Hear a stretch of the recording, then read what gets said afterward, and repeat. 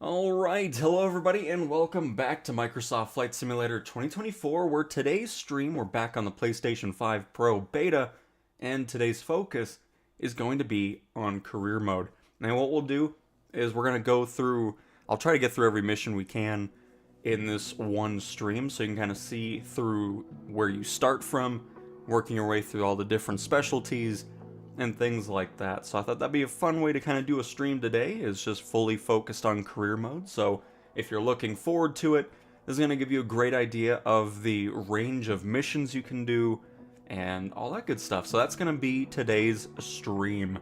Hopefully everybody's having a fantastic Monday and start to their week. And yeah, so this should be a fun one. Really looking forward to it, because if you don't know, I very much love flying in career mode. It's where I spend most of my time in the sim, and really looking forward to new additions like heavy cargo and super heavy cargo. We'll eventually have like remote cargo operations and all that good stuff. And if we can get to the tornado mission, I would like to showcase it. I just not have seen it pop up in a while, so we'll have to wait and see. But alright, hello Cupra and Peppa Pie? Probably butchering the pronunciation. Can you look into the airlines in a game, please? I'm assuming you just want to see the airliners. We can do that really quick before we hop into career mode, of course. So with the standard edition of the sim, you get the A310, the A321, the A320, the A330, and the Beluga XL. And then you also get the 737 MAX and the 747-8. If you go for the higher editions of the sim, you can also get the 787, the 747 Dreamlifter, the 747 firefighting aircraft, the super tanker, and all that good stuff. But yeah, those are your airliners. By default, of course, in the marketplace, you'll be able to purchase other ones. Just know, a lot of the other third-party airliners are pretty pricey, so just keep that in mind. But yeah, so of course, if you click on them, every aircraft has some unique liveries to them. There's about 10 different ones total from real-life ones. You of course see the Pan Am one here on the A310, and that's actually the only real-life one for the A310. But so yep, you got that. If we go over to the A320, you can already see the EasyJet livery on that one. You can, of course, do a private charter variation of the aircraft as well, same with the 737. But yep, you get EasyJet, you get Iberia, you have Spirit Airlines, Wizz Air for the A320. Moving on to the A321, you have Wizz Air for that one as well, alongside Air New Zealand, which always looks great. You have EasyJet, Jet2 Holidays, KLM, Spirit, and Wizz Air. Well, there's Air New Zealand there. And then moving on to the A330. I don't think this one has too many liveries, I could be wrong. Yeah, it doesn't have any real-world liveries on that, it's just the Airbus house and plain white. And then moving on over to the 737, because the 747 doesn't have any liveries. I think it has Korean Airlines, or Airways, whatever. But you have Aeromexico, Alaska Airlines, Korean Air, Malaysian Airlines, Qatar, S7, Sun Express, United, and that's that. And then you have the fake ones as well. But yeah, so you get a great selection of liveries right off the bat, of course. Like what I was saying with the marketplace, you can get more liveries for these aircraft through there as well if you so choose, if you're not happy with the default selection. They're also working on getting some more contracts from other airliners to bring into the sim by default. So we should start seeing some ones. Jet2 is one of the more recent additions to the sim. But yeah, the 747 just has Korean Air here, which we'll let that pop up. Hello Spawn, have you tried flight sticks yet? I'm not buying a flight stick for the PlayStation. I already have the Thrustmaster HOTAS 1 for PC and Xbox, and it does exactly what I need it to do. And it's a great flight stick for a very budget-friendly person. So if you're looking for something that's decent and not really highly priced, the Thrustmaster HOTAS 4 for PlayStation users is, I would assume, going to be a great choice, because it's just the PlayStation version of the HOTUS 1 that I currently have. So, anyways, there's the Airliner, so let's go into career mode here.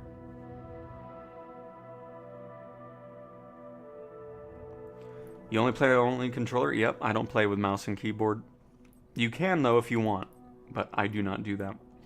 So anyways, welcome to career mode. This is the list of missions that you're going to be able to do right off the bat. Well, not, you have to progress through it, of course. But these are the ones available on launch day. And we're going to go through all of them, just so you can kind of see, get an idea of them. And yeah, it should be pretty fun. We might not be able to get through all of them. We're not going to do the full length one, because some missions are long. We're going to be utilizing the skip feature. But just know, using the skip feature, you make less money from the mission type, so. But cool. So we're going to start with the boring ones. First flight, ferry flight, and flight seeing, which are the ones that you start with when you start career mode. So, let us begin. And we'll just try to pick some missions randomly throughout. And we'll just kind of go in the order that these missions will unlock. So, that is the plan. And again, hopefully everybody's having a fantastic Monday. And let's see here. Let's go to Istanbul for a first flight. Hello, Binky. Hello, hello. And Captain Green, does Flight Stick's yokes work? Yes, the T-Flight HOTUS 4 from Thrustmaster. Hello, Heisenberg and DLW and FMJ. And absolutely FMJ, we can definitely do that. We'll showcase where everybody in chat lives. And hello, Finn. Hello, hello. And we'll just transfer the closest aircraft, which is all the way probably in the US, but that's okay, because this is a beta profile, so we have unlimited money. Doesn't make much of a difference. By the way, here's a good visual representation. So, in career mode, you're maintaining your aircraft. So, if you're flying in free flight and stuff like that, it doesn't matter. You're not worried about any of that. But if you go into career mode, as you fly, you're obviously maintaining the engines, the flaps, just the overall care of an aircraft, as well as washing it. You can see it's all filthy, full of dirt. So before we get this flight started, I want to kind of maintenance, or do some maintenance on the aircraft. So we're going to go ahead and wash it. Which if we back up, it should be... Okay, it didn't change. Well, you'll see. It's washed when we load in. So let's go do a little maintenance check here. We got some maintenance to take care of. So the electrical system is needing some work. 87,000 credits. Landing gear needs some work. 22,000 credits. And the engine's needing some work, which is only 17,000, so that's good. You can, of course, kind of go through here and do preventative maintenance if you wish. You know, it's a little bit cheaper. You can kind of keep it brand new. You don't have to do that, though. You can kind of just wait till things kind of showcase and show up like they did in Orange by saying maintenance required. So we're good there. I'm pretty happy with that. Excellent. Fuel-wise, we're good. Let's go ahead and get our first flight situated here. Kojo, welcome to the stream. Happy to have you here. Welcome, welcome. Hopefully you're having a fantastic day. Look at that. All nice and washed. I should really customize my character. I always think about it when I see him, but I'm like, yeah, it doesn't matter. Just stick with the default that spawns in as.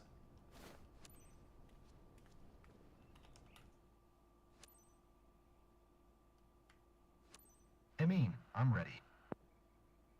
Okay, on their way. And welcome to Istanbul. Every time I hear Istanbul, I think it was Driver 3 that had one of the maps be in Istanbul.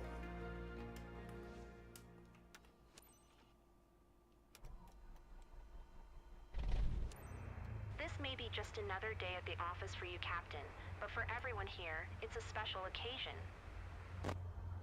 On board, you're taking someone who lives nearby, Maria, by her own, for a nice scenic ride over the region.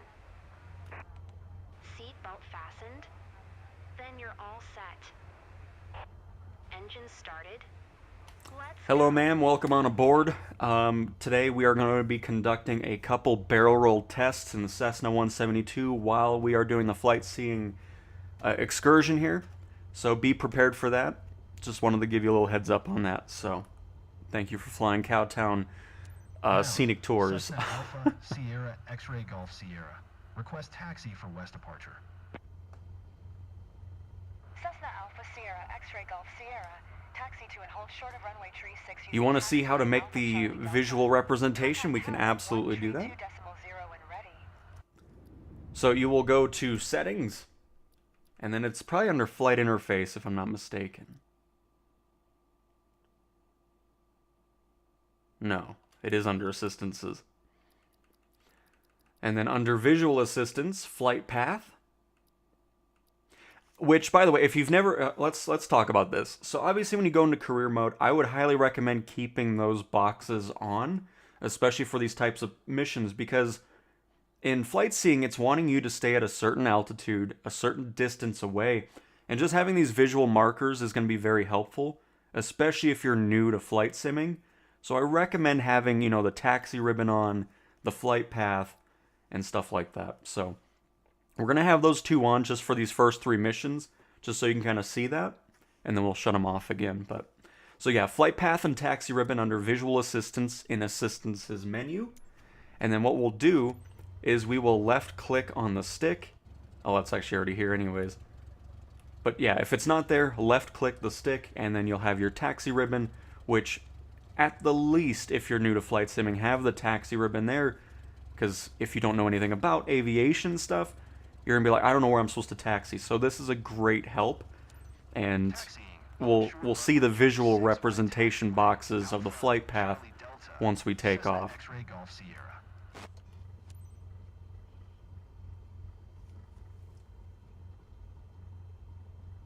Hi, Captain. Watch Freak, hello to you. Welcome, welcome. I just bought the jet passenger transport license test. Finally got enough credits level. Very nice, Mason. Very nice. And I'm doing great, Finn. Hopefully you are as well.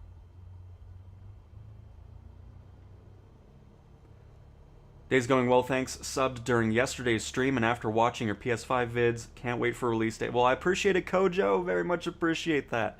Glad you enjoyed the content enough to subscribe, and happy to have you here in a live stream again.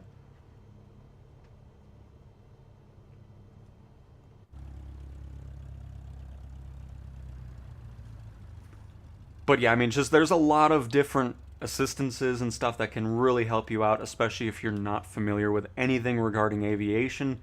So even if you have zero knowledge, you can still have an absolute blast of a time with the sim, with the assists and everything like that. So, because I'm glad you brought it up, Heisenberg, because I was going to turn that on anyways, just for that reason. So it works out perfectly. Let's clip the tail of the Piper there.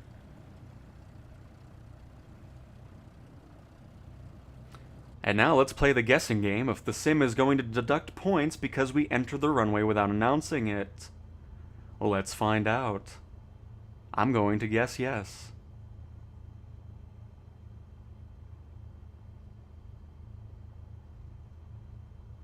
Oh, it didn't. Nice. And that's the other thing, too. If you get into career mode, don't be too worried about the pilot... Oh, I always forget what it's called. The pilot score. Because sometimes you get deducted points even when you're doing everything you're supposed to. It's just some weird things that still need to be improved on in career mode. So I wouldn't be too worried about it if you get points deducted.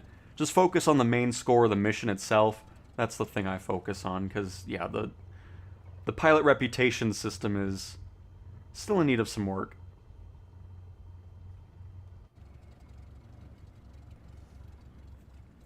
And Watch Freak, I think it's getting closer to 60, at least on the PS5 Pro version. I mean, it's very smooth. It's a great frame rate, so it's definitely not sitting around 30, at least on the Pro.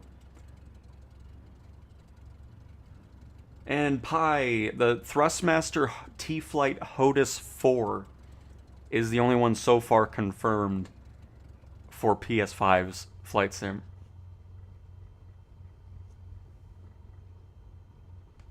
And Heisenberg, I already did that. I showed it to you right after you commented the first time.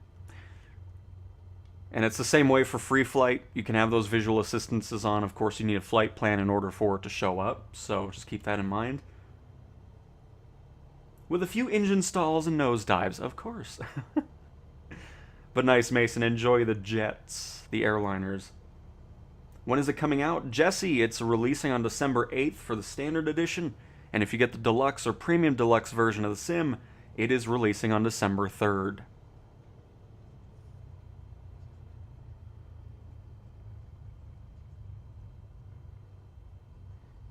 And Fonzie, the level of detail in London is going to be great because it doesn't matter what it. Okay, so let's talk about this. The only thing different between editions is what handcrafted airports you get, which handcrafted is just a developer actually took the time to make the airport look like it does in real life, and the airplanes you get. So that's the only difference between the editions. Everything in the sim, like photogrammic imagery and all that, is the same no matter which edition you get. So London is a full 3D photogrammic imagery city. So flying around London, it looks just like it does in real life. And it's awesome. And there's a lot of different places all around the world that are like that. And then of course world and city updates that release in the future are free for everybody when they release. So the world is ever evolving and all that. So yeah, the only difference between the editions are those handcrafted airports. You get 5 more with the deluxe, and then you get a total of 10 more with the premium deluxe version.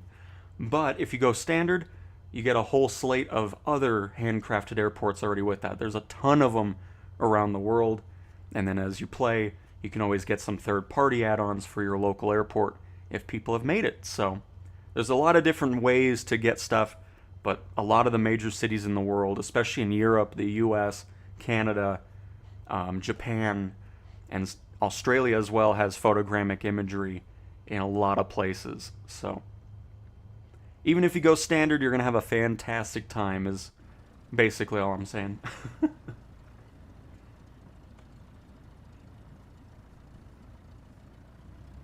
Hey, Monorific. Hello, hello.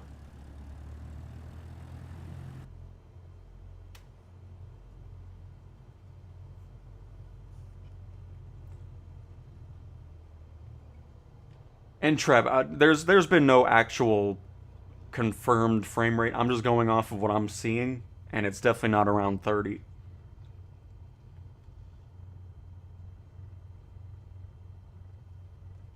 But alright, that was quite a little hefty taxi right there.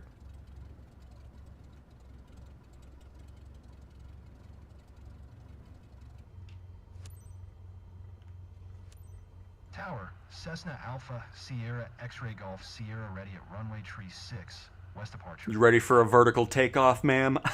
Cessna Alpha Sierra X-Ray Golf Sierra, QNH 101 tree departure to the west approved. Cleared for takeoff runway tree 6. We'll go for a notch of flaps. I don't think we need anything too crazy. A little bit of a wind going on. The wind socks aren't doing too much. So, we're going to be good. Yeah, I don't know why people are saying it's locked at 30, because it's certainly not. I thought I'd be more nervous, but... It is certainly not locked at 30. The guys at the field said you're a super pilot, so I'm in your hands now. Of course I'm a super pilot.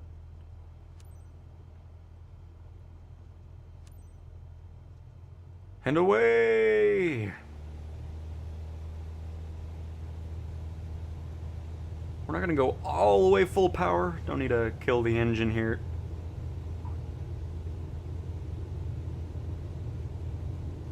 Oh, come on. Pull back. There we go. Alright, we had a little bit more of a crosswind than I was assuming we were gonna have there.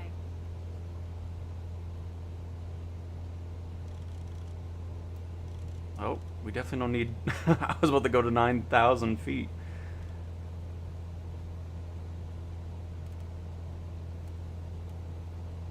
Missed those buildings there.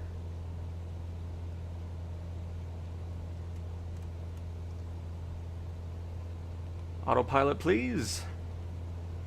Alright, so now you can see our visual boxes up in the sky, which is what we turned on before we started taxiing. Tower, Cessna Alpha, Sierra, X-Ray Golf, Sierra. Continue for west departure. Which again, I highly recommend having on if you're new to flight sims and everything of the sort. Especially in career mode, because it's going to be a very handy feature. Oh shoot, forgot to take the flaps off because I was too busy looking at everything else. We're also going to go ahead and increase our climb here. Peaceful. I think I've already said it, but I feel like a bird. Also going to bring back the mixture a little bit here just to kind of kill off what we're doing here. Oh, we're already at 900 feet. We need to be a bit higher though. No wonder it wasn't going vertical speed for us. Let's do 1500. Let's get our heading over to the left a little bit more as well. And vertical speed, please. I hope I'll see places I love. There we go. Ma'am, I know you're talking to me, but I am not paying attention to anything you're saying. Thank you.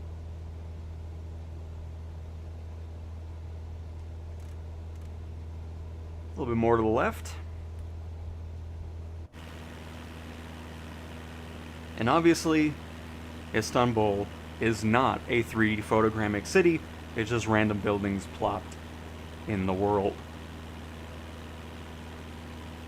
But like we've been talking about, Turkey is one of those places that I was talking about where this is probably never going to get photogrammic imagery just because of government regulations there and all that. So Cessna Alpha, Sierra, X-Ray Golf, Sierra. Frequency change.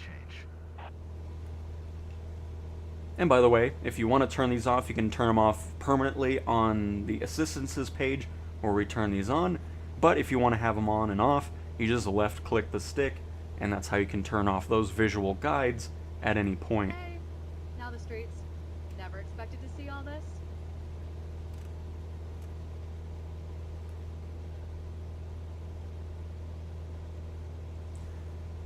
Alright. Absolutely, Fonzie, absolutely.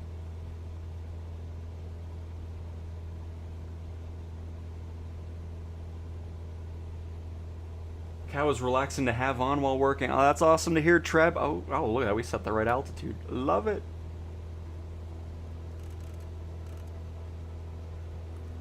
We're going too fast, though. Let me go ahead and slow things down. But really glad you enjoy it. Because after many years of playing GTA 5 in 30 frames per second, I can definitely tell the difference between those frame rates.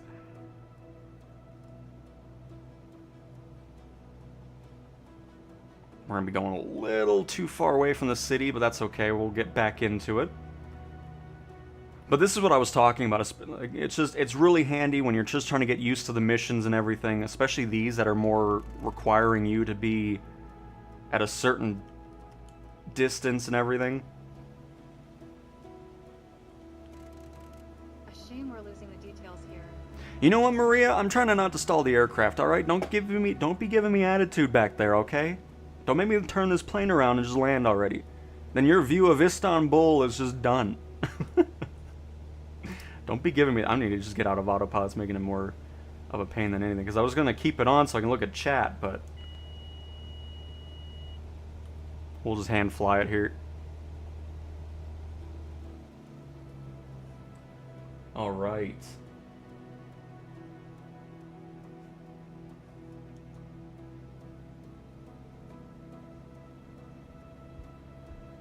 Well, I mean, you don't really... Personally, I wouldn't use these boxes for regular flights anyways.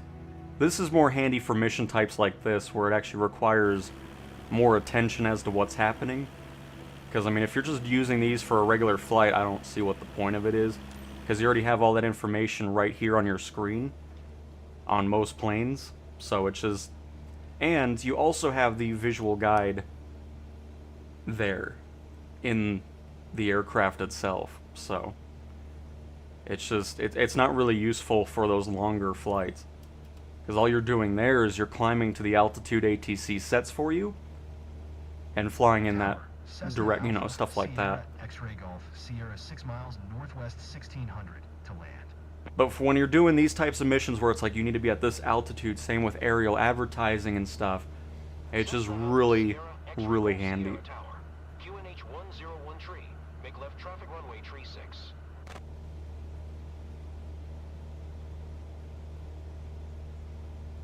I'm glad to fly here. I'll have some great stories about my place to share back home.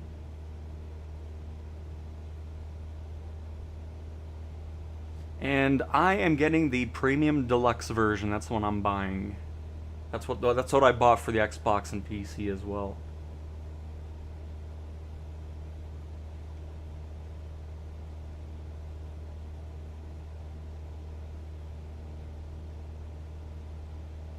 But nice, DLW. Glad you're getting great experiences out of the sim.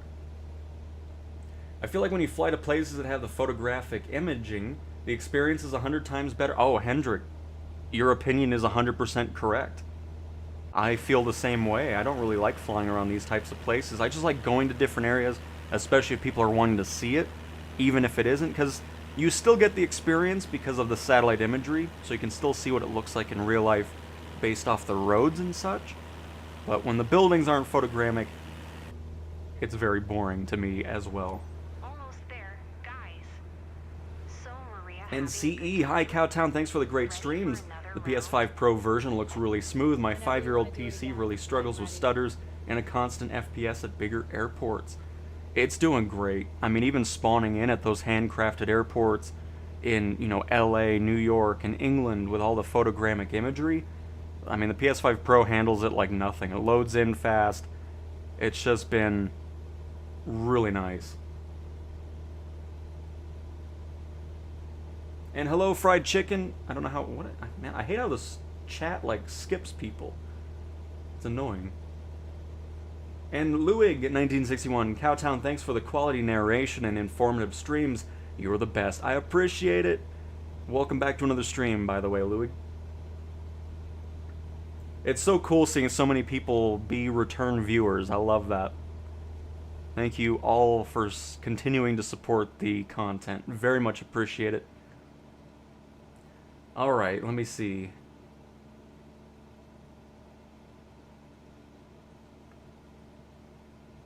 What's going on, man? I just started in 24. What hardware do you use to fly? Also, I can't figure out IFR. Maria sounds a little pushy. And Morpheus, welcome to the stream. On Xbox and PC, I use the Thrustmaster HOTAS 1, which the PlayStation equivalent is the HOTAS 4. So, really enjoy it. It's a great one. It's not overly priced, which is nice. So if you're wanting to get a bit more of a realistic experience, it's a great budget-friendly flight stick. But helicopters, I'm always using a controller. So on PC and Xbox, I'm using the Xbox controller. And then, of course, on the PlayStation right now, all 60 plus hours of my time has been flying with the DualSense controller, so that is all my hardware.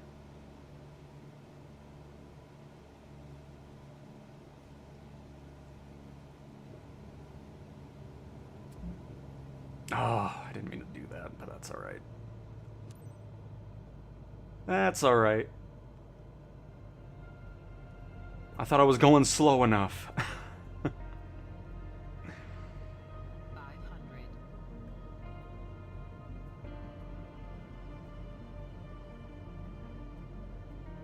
We're going a little fast, but the runway's long enough, so I'm not really too worried about it. We'll be able to bleed off that airspeed as we're floating down. A little bit of gusts.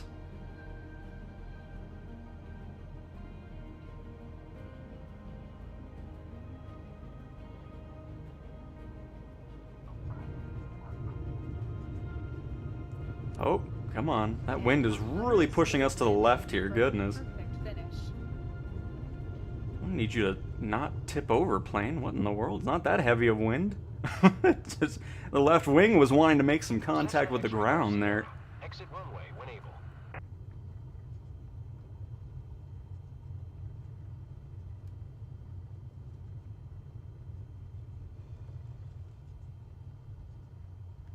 And welcome on back.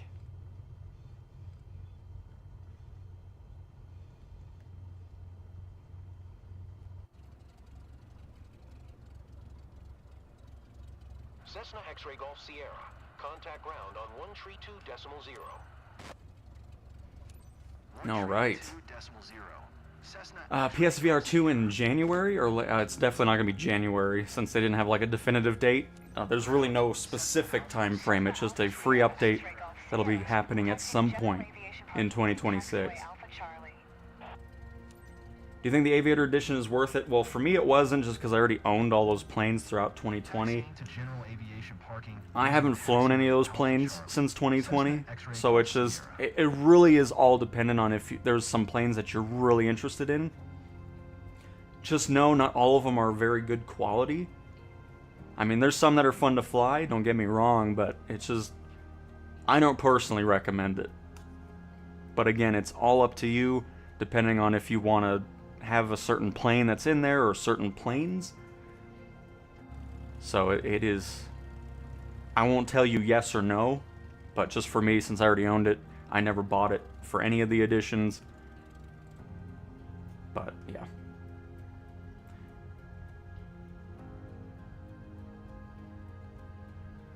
Well, it just depends on how old the photogrammic imagery is. It's all taken from a plane in real life, from cameras. So, I mean, it just depends on when those photogrammic imageries were taken. But, I mean, even if it's high quality, it's still not going to be a perfect, like, recreation of it. Just because of lighting, time of day, shadows, the angle, all that type of stuff. Because, I mean, even if you go into photogrammic imagery in Google Maps and Apple Maps and you go really close to it, you're going to see those same things. So, that'll never really change unless technology can get really crazy for that.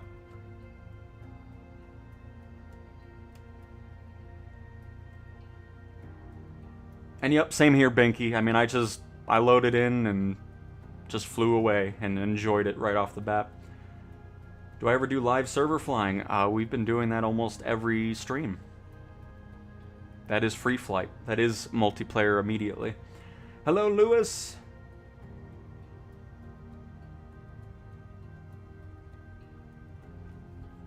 And nice, Monorific. That works out. I'm glad I'm able to showcase the PlayStation 5 version, especially from somebody that's actually flown in the sim instead of just flying like they don't know what's happening. So I'm glad I can showcase the sim in its best light.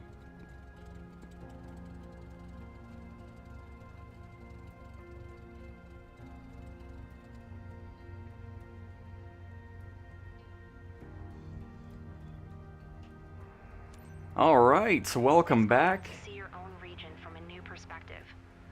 Looks like she enjoyed it. Yeah, she better. That was a great flight seeing session. And there we go, our first mission in our career stream, which is, of course, where you will be starting off with when you start career mode. And I know our sightseeing quality kind of tanked after I was trying to get autopilot to do what I was wanting it to do. That made it more difficult. It's weird, it still showed an S rank, but we didn't get to it on the bar. Unless it just didn't move. I don't care. I mean, I'll take it. I'll take it. And then still went down. Whatever. But see, that's what I'm talking about. That is what I was meaning earlier when we first started the mission, that the reputation system is just needing work. Because you'll do everything pretty much to a T. You might get one thing wrong and then you still lose reputation. I wouldn't really be too worried about it. The bonuses aren't that great anyways. So if you kind of ignore it for a bit until that gets improved, you'll have a much happier time. Because there'll be moments where it's like, I did everything you wanted me to, and you still deduct points. So, alright, that is first flight. Next up, we have ferry flight, which you'll need to be level 3, and get the commercial pilot license airplane certification completed to unlock. So, let us dive on in. And let me catch up with chat while we find a mission here. And absolutely, Morpheus, glad we could help. And hello, Craig, welcome to the stream. Do you have a tutorial on how to set up? Well, I can show you right now. So right now, naming your companies is pretty much the only customization you get. Again, we're still hoping that we'll be pretty close to being able to choose the liveries in career mode. So once you get all the companies unlocked, or whatever companies you have unlocked, you can go to Manage Company.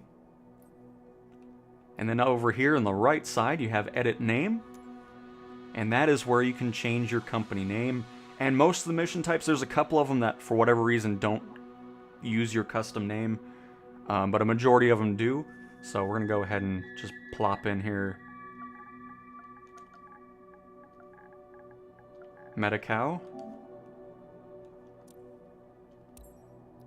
And there we go. Our life flight company is now called Metacow, and then ATC and your pilot will say Metacow needing taxi clear, you know, all that type of stuff.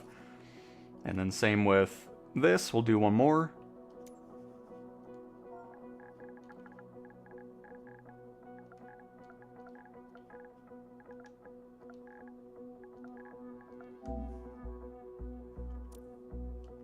And there we go. Simple as that. That is how you rename your companies. And then that's what will also show up on most of the aircraft in the sim as well. So, there we go. By the way, let me also do this since we're doing flight scene. I mean, for ferry flights, you don't have your own company for it because obviously you're not moving your own planes. So let's just do...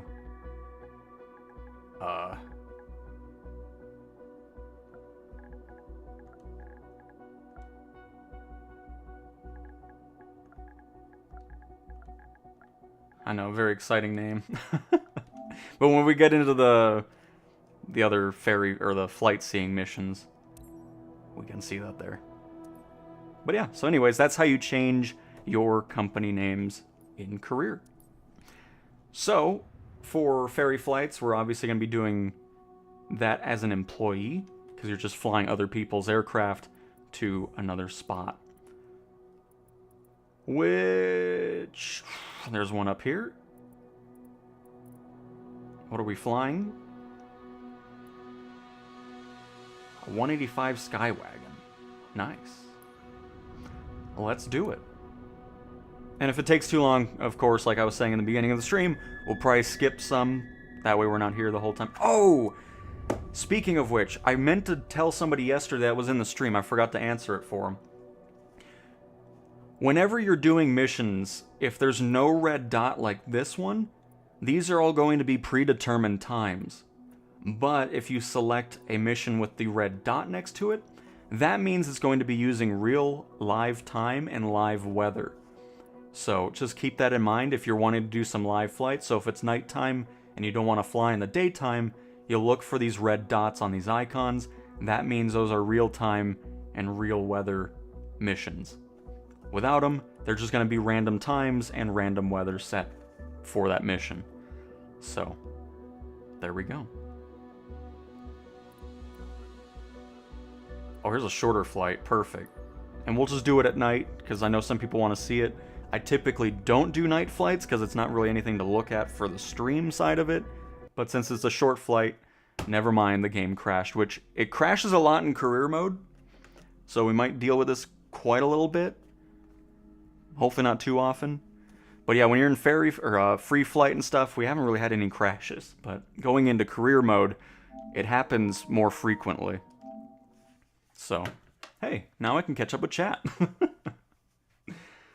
Let's see here. And Heisenberg, you keep asking about this Royal Air plane thing. Again, the 8,000 other times I've answered you, it is not in the sim, and it will not be in the sim when it releases. Let's see. There's no cargo liveries. It's just the base 747 factory livery and the plain white one. So there's no like FedEx, DHL, stuff like that.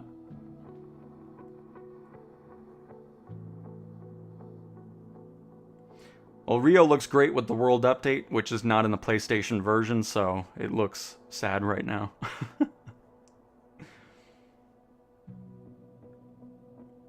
When we get closer to that release of the PSVR 2 stuff, I'll absolutely be grabbing that, because I'm really interested to see how that's going to be next year. Dark Evoke. Any chance you get the devs to release this 40 days early? You heard him, Asobo. Let me just write a quick email here. No, I... Just so you know, I do not have that type of level of contact with Asobo. Oh, man. But we're getting there. That release is getting close. Thanks for your uploads, Cowtown. Getting the standard edition December 8th can't come soon enough. Nice, Kevin. And no, it cannot. It's going to be awesome.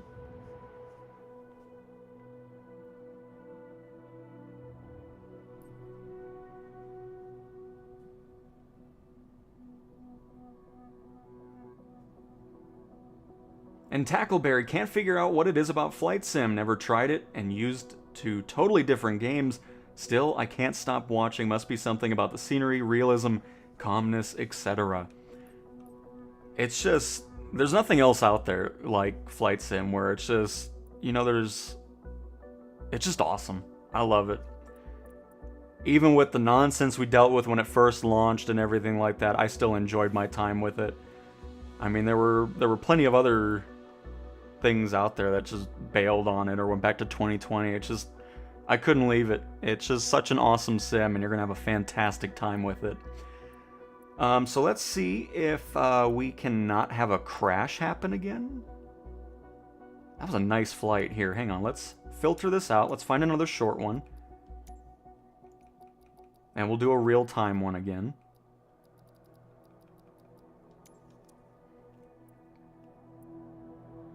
Oh, here's the Optica. 45 minutes. A little too long. Oh, here we go. I got the X-Cub. 20-minute flight. Perfect. Now, hopefully it doesn't crash, because if it does, then we know it's something to do with Ferry flight.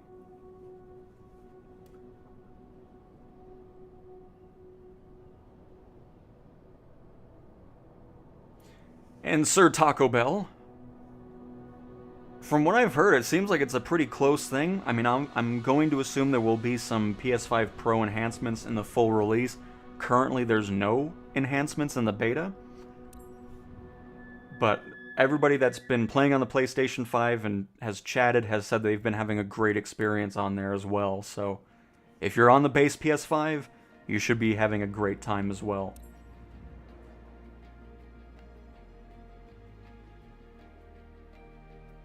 Oh, here's the chat.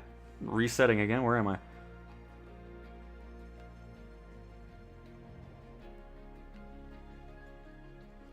And AXP question mark. You get onto the beta by signing up at flightsimulator.com/insider registration, I believe is the link. Right now, they're probably not going to send out any more codes, because they did a smaller wave last week and they weren't sure if there was going to be a third one, but they did leave it open just in case. So I would still sign up just on the chance they do send out more codes. But before the crash happened, again, this is now a live weather and live time mission in, I forgot, I don't even know where we went to. I wasn't paying attention. I was just looking at the icons. I think we're north of Italy.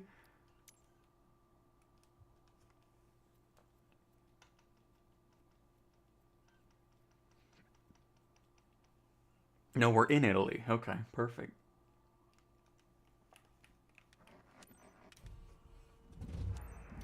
Hey Cap, Lydia here. Thanks for stepping up for this ferry flight. This expatriate X-Cub needs to get to Reggio Emilia. The owner wants to move this aircraft to a new flying club, but can't do it herself at the moment. Madame Zanella, the owner, is expecting you at the destination on time. Treat this beauty like it's your own. See you. See you.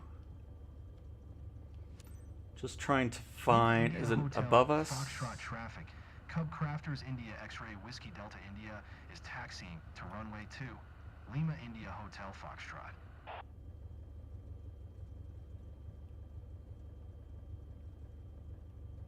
I'm not sure there's any lights in here, actually.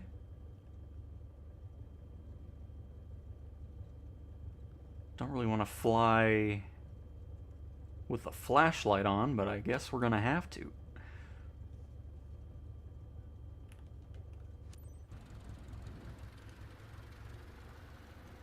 I'll just pop outside and enjoy the lights from out here.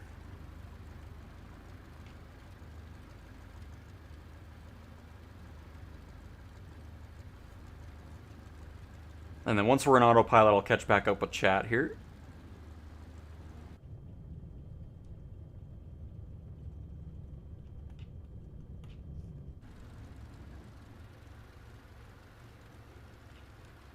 Ooh.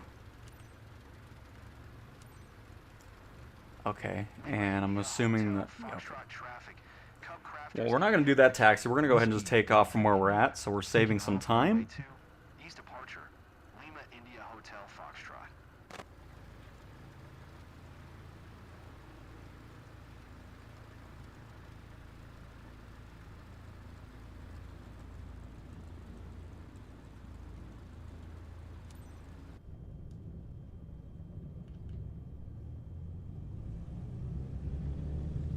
Because, yeah, I don't really want to have this flashlight on the whole time.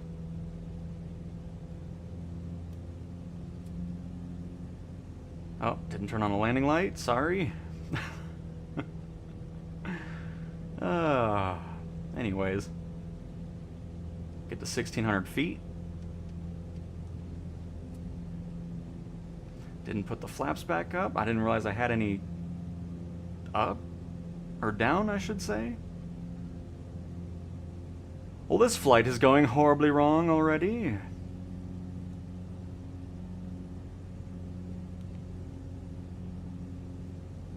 Alright, get our heading to the left here.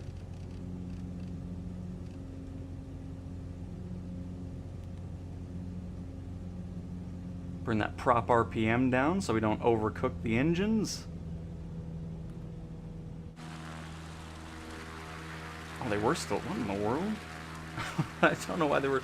I felt like I hit the button, but I guess I didn't. I'm going to turn off those boxes because we do not need it.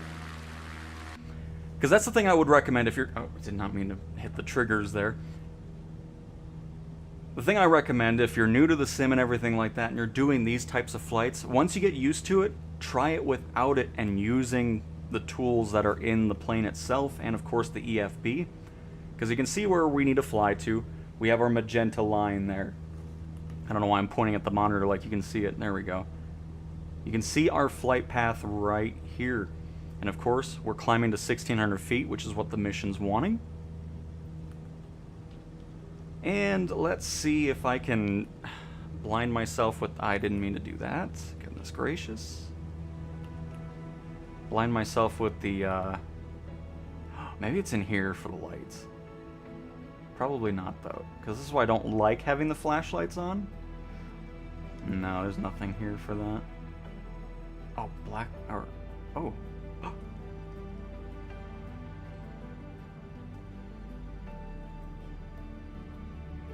So, I mean, you can change that, but the flashlight still stays on this. Unfortunately.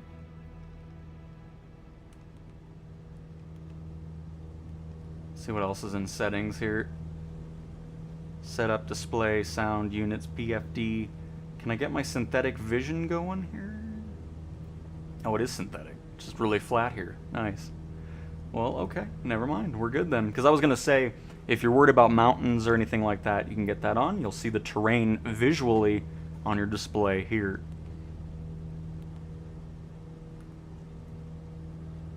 Alright, we're also going to have autopilot set to have nav mode on. And what that means is... Oh, that's actually already going to it. We're close enough. So instead of heading, which is what we used originally, it'll now follow this flight path to a T. Obviously not a big deal with this flight because it's just a direct flight.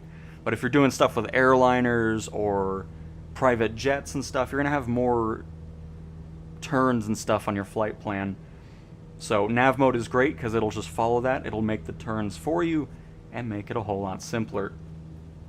Alright, let me catch up with chat here. Sorry, everybody. Let me go outside so we can enjoy the cloudy, foggy countryside in Italy.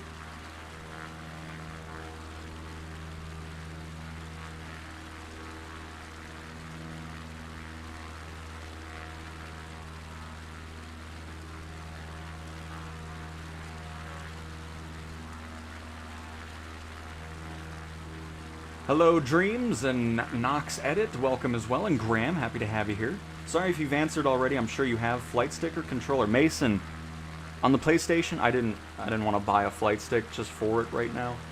So everything PlayStation-wise has been with the controller, the DualSense one that comes with the PlayStation.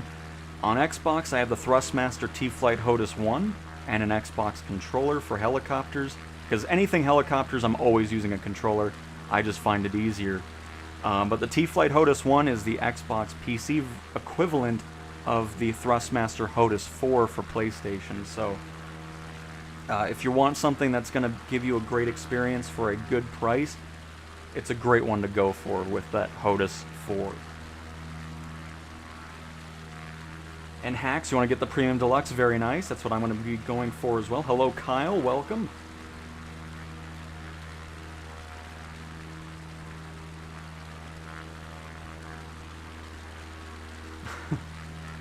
Thankfully, that hasn't happened as much, Binky, with the crashes on landing, thankfully, because that was definitely annoying.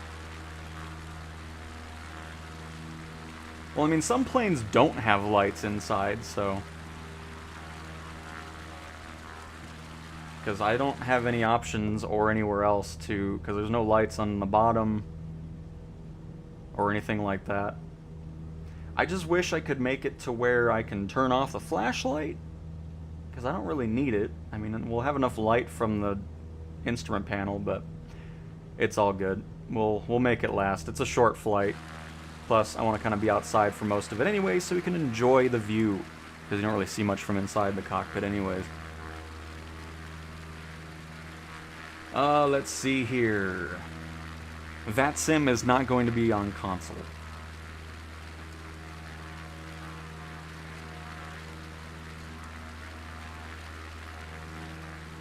Can you actually fly? Yeah, you can fly with a bunch. You can have 30 people flying with you, where you look back and everybody's flying together. You can absolutely do all that, Fonzie.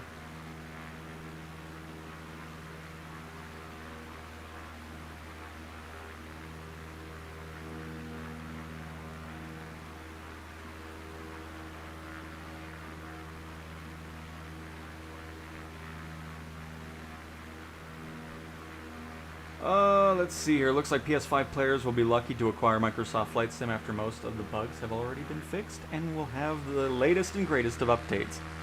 Yep, no doubt. They will pretty much not be going through what PC and Xbox players went through last year. I didn't see him say anything about getting... Let me double check it. Hang on. Let me see.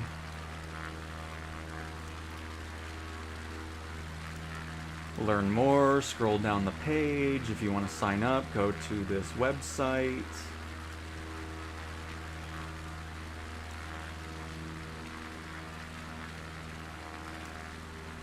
I'll just put it in the chat. This is where you go to sign up.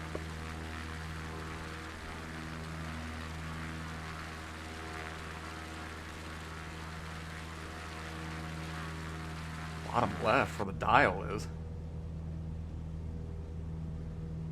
The aux dimmer. Oh. Okay. I thought this was audio because it said aux. Goodness gracious. This is unbelievable.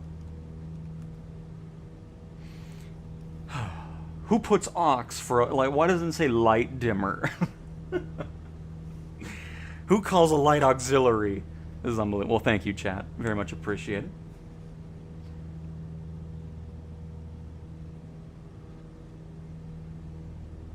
How many different types of HUD displays are there? I've noticed a few different views from other... I mean, it just depends on the planes. I mean, you have Honeywell, you have the Garmin's. There's probably a good 11 of them. Why do I need my landing light on? We're not even there yet.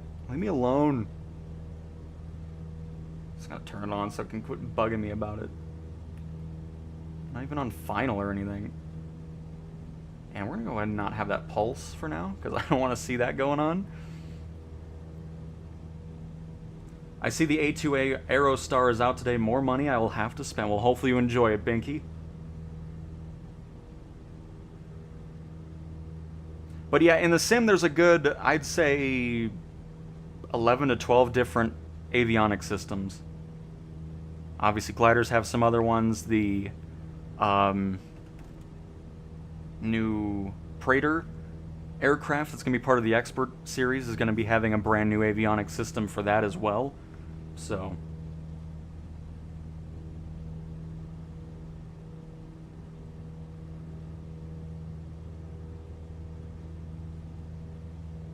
Binky crashed new Hellcat today. Your fault. Nice.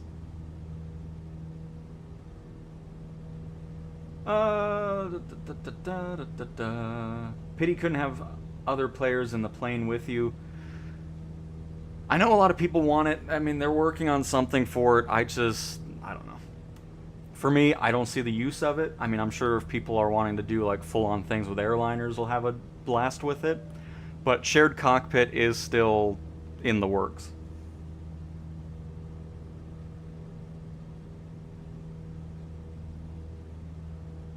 And thank you, Kojo. Appreciate it. For the key button of L1 and circle. That is definitely not it. It must mean R1 and circle. Nope. None of those buttons do anything that you said.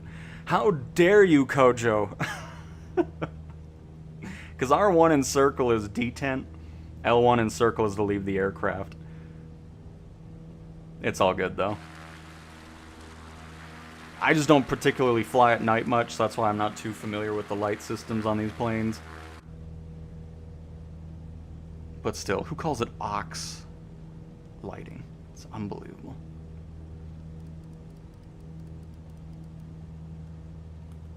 But at least we're not seeing the flashlight, so it's perfect.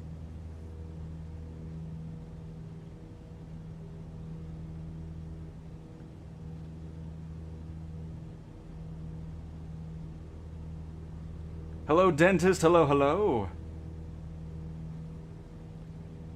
When are we doing a viewer formation flight? I mean, whenever we're in free flight. Anytime we're in free flight is a user flight.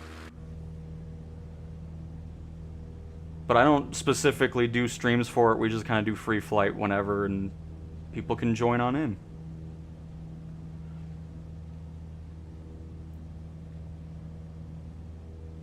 Kevin, we're not doing free flight today. This is all going to be career mode stuff.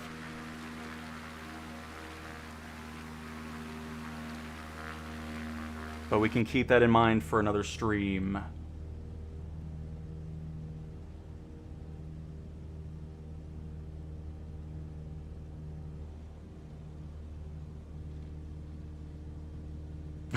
It's all good, Kojo. It is all good.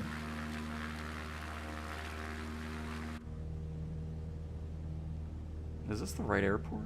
Okay, it is. Because I was like, how is it not showing up for the announce ready to land? Lima India Delta Echo Way too high up here. Crafters India X-Ray Whiskey Delta India is on final. Runway 29er to land. Lima India Delta Echo.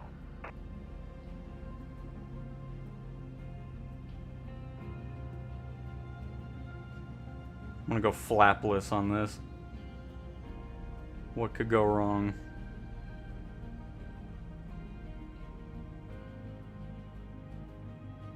They really gotta fix, like, I don't know what happened with the latest beta builds, but the synthetic vision has broken tremendously. And that is why you use flaps, folks, on tail draggers, because then you'll bounce a lot. It's all good. Just wanted to get this mission kind of wrapped up here. Because don't get me wrong, I love flying at night when I'm not streaming or making content. But now you got a little night flying in there. That will be the last bit of night flying we do in this stream.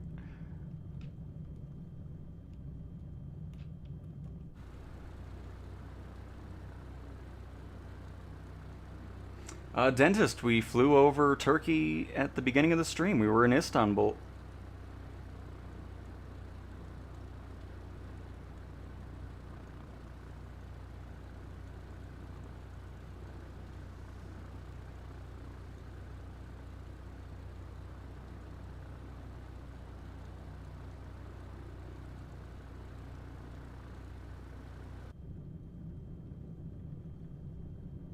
Because, yeah, at first I thought the synthetic vision was just glitched on the PlayStation build, but it's glitched on PC and Xbox as well. So they need to just kind of revert whatever happened to it, because it's been useless for the most part. Because a lot of the times you're either 1,000 feet above the ground, even though you're right next to the ground, or below it. So I'm not sure entirely what happened there.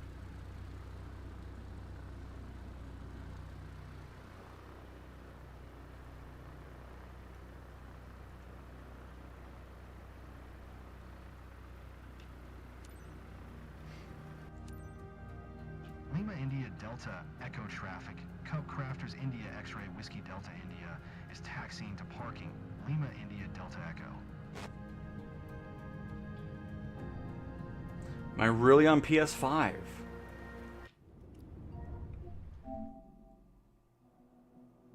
There you go.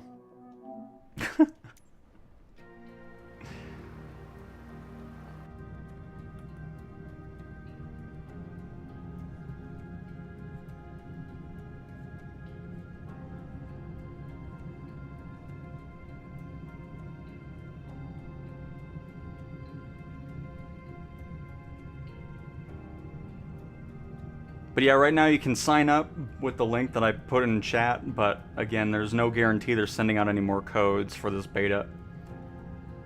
Which, based off that information, it means that the beta is not going to be lasting up until the release, which is a bit disappointing. I was kind of hoping that was the case, but...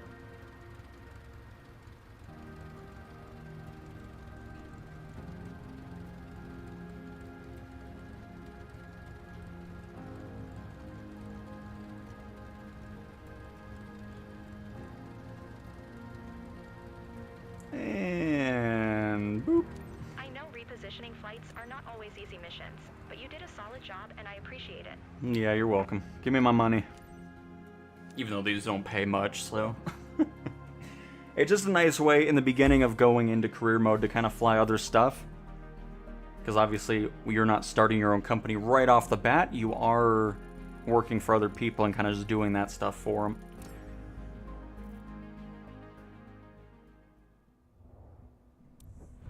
The sky in the video is quite pixelated.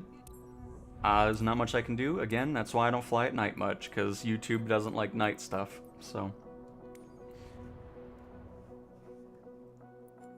let's see here.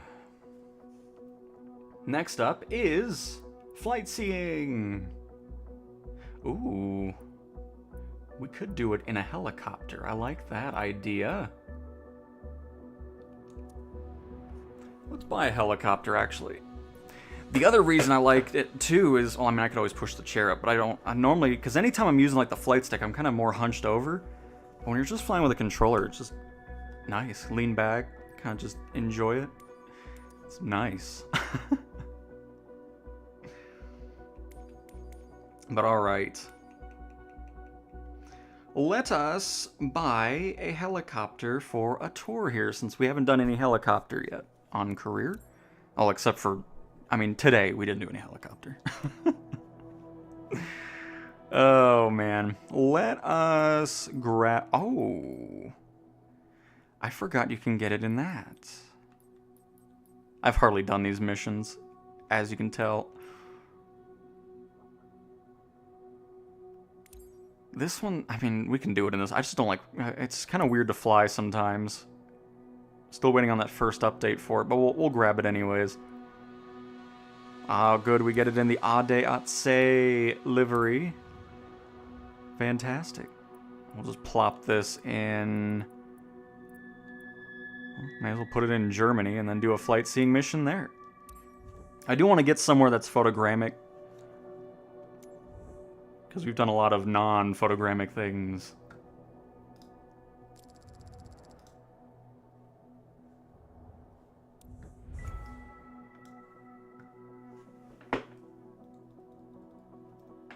There we go. Now we've got the chat going.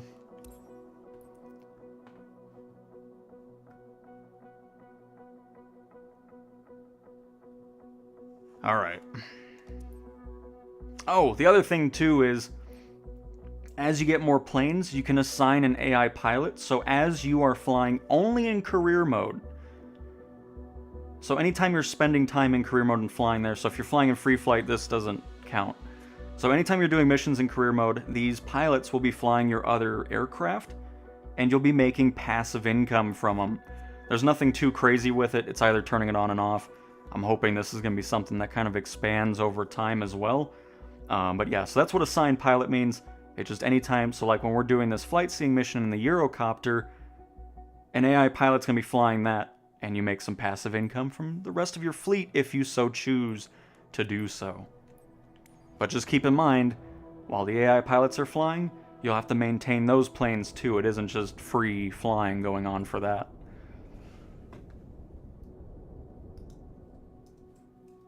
And that is the link. Here, hang on, let me pin this. I didn't pin the other one. There we go.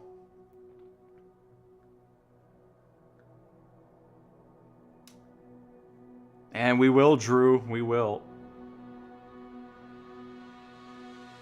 Alright. I don't remember if the Netherlands actually has photogrammic imagery. We can look. We'll see.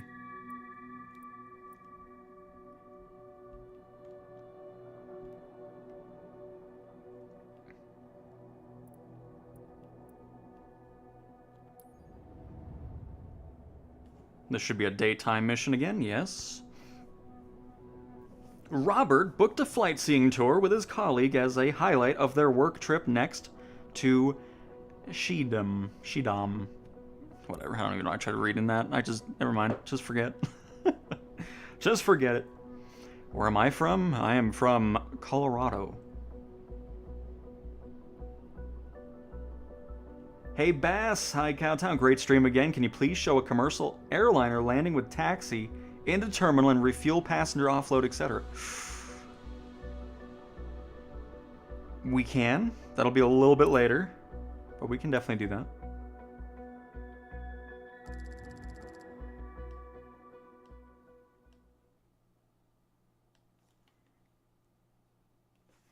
Get a little bit of water in here.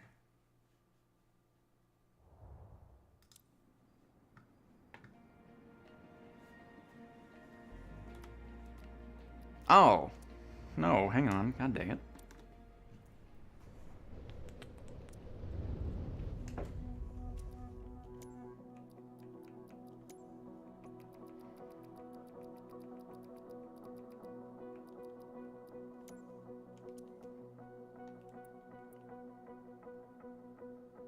There we go.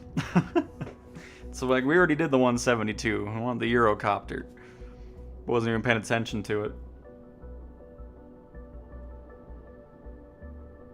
Is the game looking good? Yes. Absolutely. Mariah, inspired by the scenic tour she saw on TV, decided to fulfill a long-held dream with her sister and treat themselves to an unforgettable flight over Rotterdam. Isn't that nice? How do you know if it's photogrammetry? Because it'll look like it does in real life. If it doesn't look like it does in real life, then it isn't photogrammic imagery.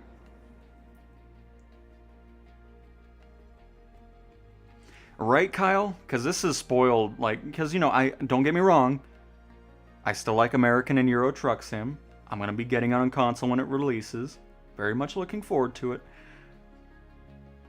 But it's just, I wish it was a full size, like, flight sim, you know?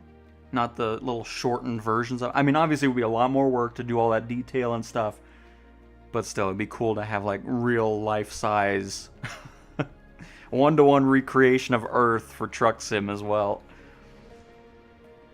Just awesome.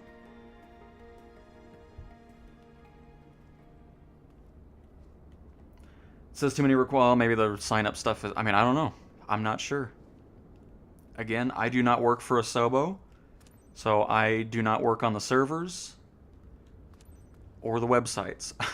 I'm just directing people over there, so maybe they are done with signups. I could be, I mean, I don't know. They haven't said anything specific, so. Ready for boarding gel. Okay, on their way.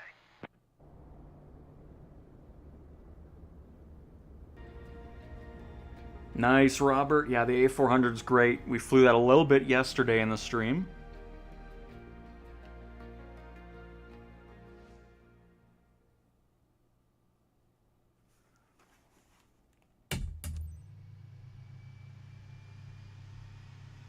First flight sim was FSX back in 06. So glad Microsoft decided to pick it back up again in 20. I agree, CE. I'm glad they did as well. The 787 is part of, I believe, the premium deluxe version of the sim. So if you're just getting standard, there is no 787.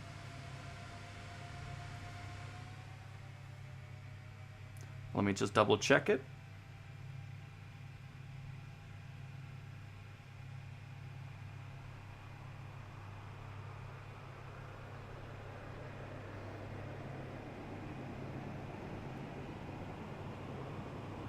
Yes, the 787 is part of Premium Deluxe edition of the sim.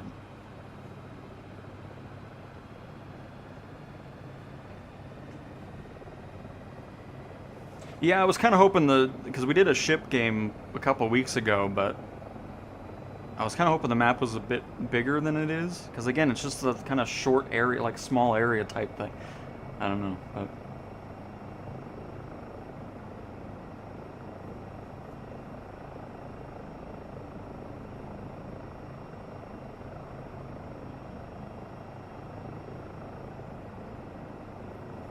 That would be pretty cool, Monorific. By the way, this is not wanting to do what it's supposed to. You'll run into these situations too where you hit the quick button, you know, to request taxi clearance and it just won't do it. Yeah, it's not going to work anyways. So we're going to go ahead and just do whatever we want to do and take the penalty because I do not care.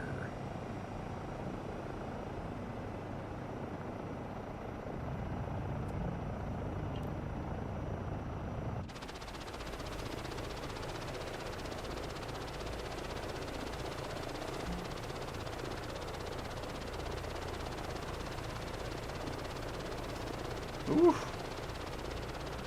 This thing's just so weird. I'm Maria. Nice to meet you. We good? Okay, perfect. Thank you. I'm not gonna taxi all the way over there. I'm in a helicopter. Thank you.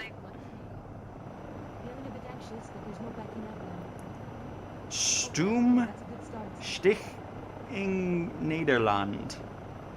That's how you pronounce that. 100%. But there we go. We got some photogrammic imagery here. Look how beautiful.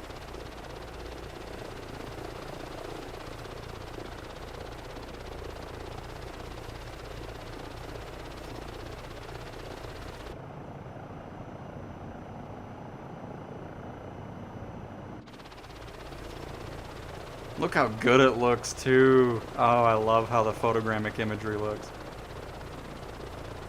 It's awesome. Not too scared? Not at all. I'm too impressed to be scared.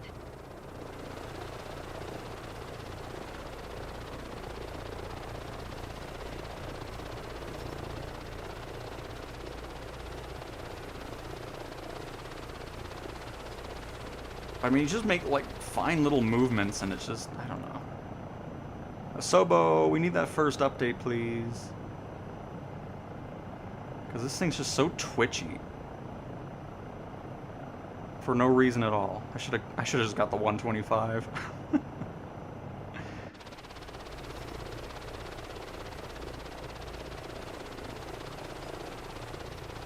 Ooh, is that like a metro station? Train station or something? It's probably like an art institute, maybe.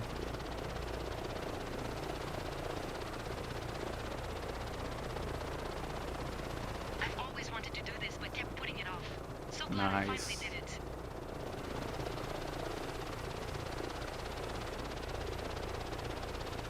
How people can fly without photogrammic imagery, I'll never understand.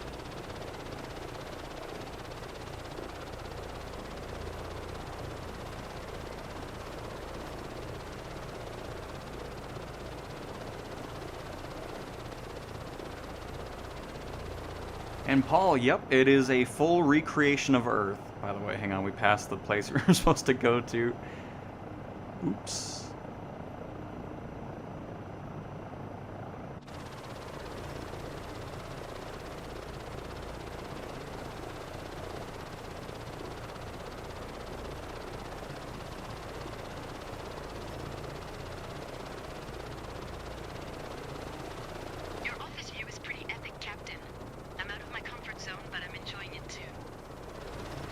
crap. Oh, that's where we took off. Isn't it here? I don't know where it wants me to go right now. The box has just kind of disappeared. Is it over there? I'm too busy looking at the photogrammic image. I don't really care where we're going. I'm enjoying the view.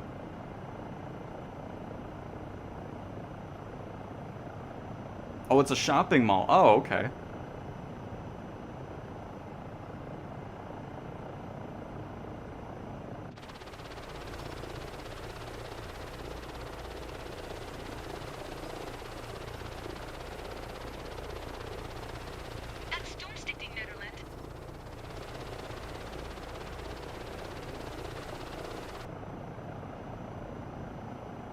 Yep, I completely skipped where we were supposed to go.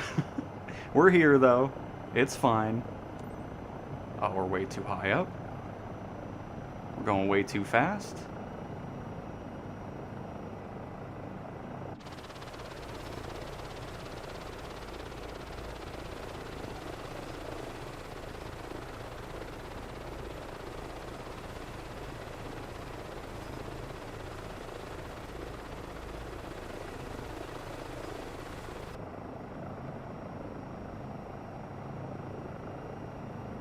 Every town that you can think of is in the sim. Every airport you can think of is in the sim. Every helipad, every glider port, all that is there. It is a full digital twin of Earth. This isn't a smaller version of it or anything.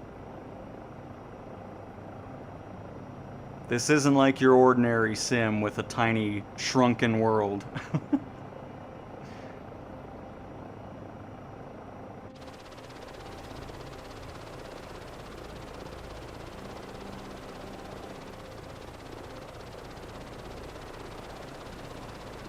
And yes, you can do commercial flights. We're going to be getting to it a little bit later. We're just kind of going through the missions that you'll be doing first, and then we'll work our way through the list. Hendrik, I use it from time to time, but most of the time I am using the analog sticks.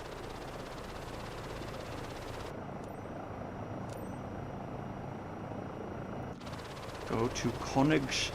Königshaven.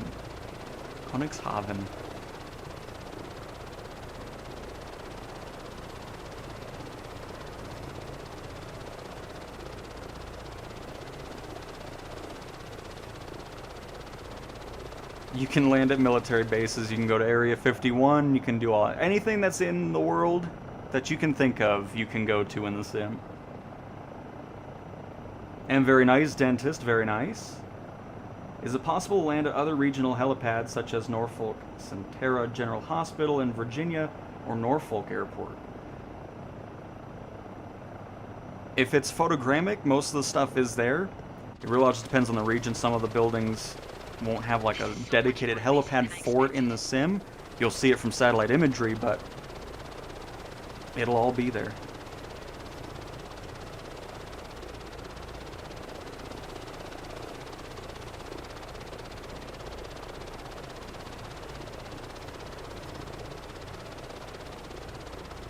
I so cannot wait for this release. It's gonna be awesome, Sir Taco Bell. And no, I do not have a private pilot. I have nothing in regards to real life aviation experience. Just flew with my dad a few times in some Piper Cherokees and Cessna 172s. And then of course, my other experience is military travel. When I got to fly in C-130, C-17, C-5s, some Learjets, stuff like that. But not me flying. Me just enjoying the time. That was when I was a lot younger though, so I don't remember too much of it. Oh. Get to say hello to the building here. By the way, we're gonna get rid of those boxes here so we can enjoy the view. But see, this is where photogrammic imagery is really cool, because then you can see the cool architecture actually going on in these cities. Because here, hang on. This might cause some issues, hopefully not. You saw what the city looks like with photogrammetry on. If you turn it off, you're transported back to the boring world of FSX. So those of you that have been asking what's the difference between photogrammic imagery and not having it, this is what it looks like. So just keep in mind what the cool buildings we were seeing, and this is what it looks like with it off.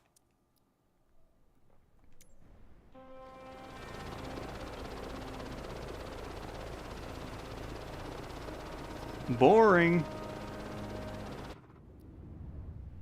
See that? Just generic stuff. Blah.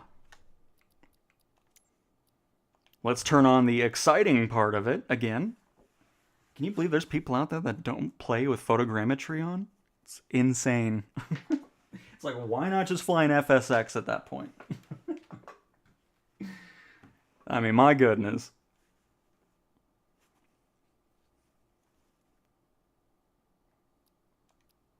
And now look. Oh, look at the difference. That's what I'm talking about. So there is a visual representation as the difference between photogrammic imagery and a place with just generic buildings.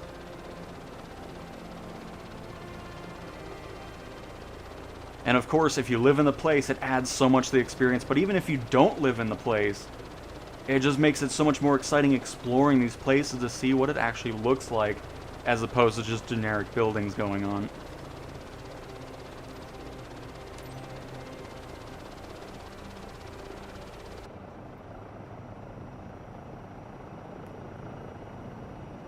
Alright, we're heading to the... Oh, it's a short little... I guess we're just heading right over here.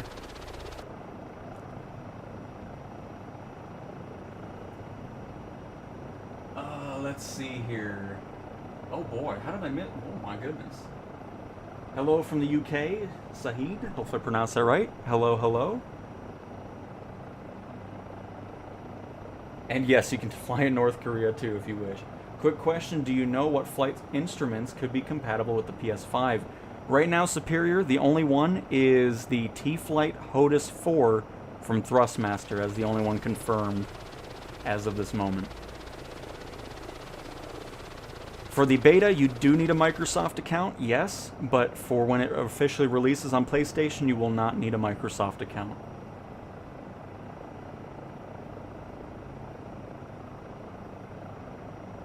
Very interesting, KW. Did not know that. Not all of the world is going to be 3D photogrammic. The majority of it's going to be cities.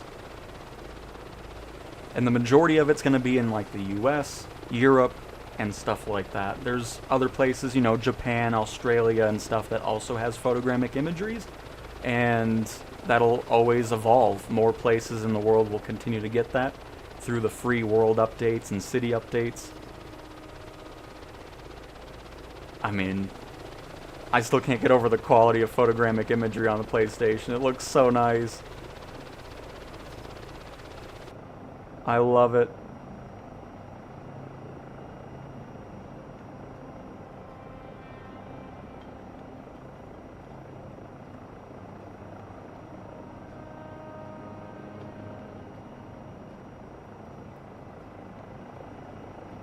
Alright, trying to do a flight here while also looking at the chat. And also trying to give you some good views. We'll fly a little sideways. Oh. Hold on, that was a weird jolt. Oh, you're fine, Mariah. Calm down. I'm reading chat.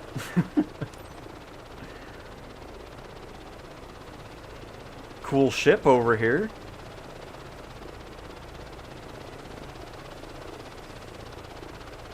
Which again, if you had photogrammic imagery off, you wouldn't even see it.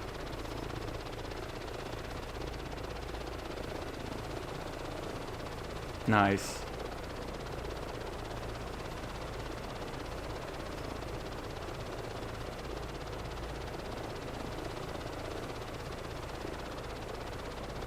Do I need to buy a separate yoke for Boeing aeroplanes or no? The flight sticks work with every aircraft. It's not plane dependent. Don't worry about that. You don't have to buy an Airbus 1 to fly Airbuses or a Boeing 1 to fly. It's just any flight stick you get is going to work with anything in the sim. Hang on. I can't contact the radio right now. So we're just gonna do whatever we want and land. We'll take the penalty if it gets to that point.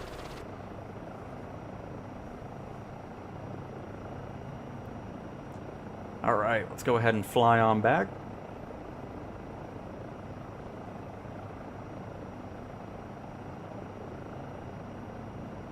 Hello Nolan, welcome, welcome.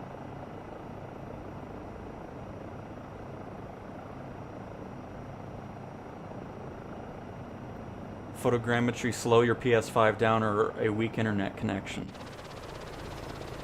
I mean, to me personally, I've never noticed any difference between photogrammic imagery and non-photogrammic imagery causing performance issues. Can't wait to tell everyone back home about this. I think the biggest factor in what the photogrammic imagery looks like is, of course, your internet, because it's streaming that in. But you can see what the photogrammic imagery looks like. It looks sweet.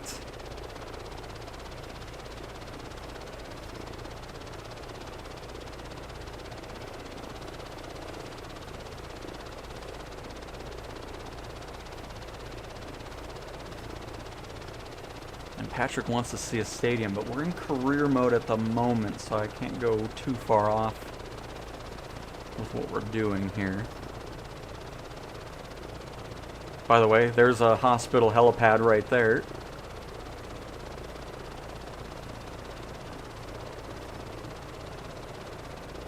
Was 2020 any good? I mean, I enjoyed it, but since it was only free flight, it just gets to a point where it's like, well, okay, there's a 2-hour flight. I mean, just having the progression that we have now with career mode in 24 just makes the experience so much better, I think.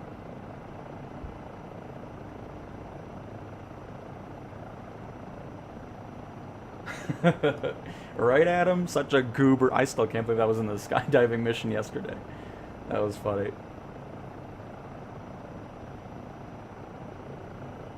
They get the draw distance right? What's wrong with the draw distance?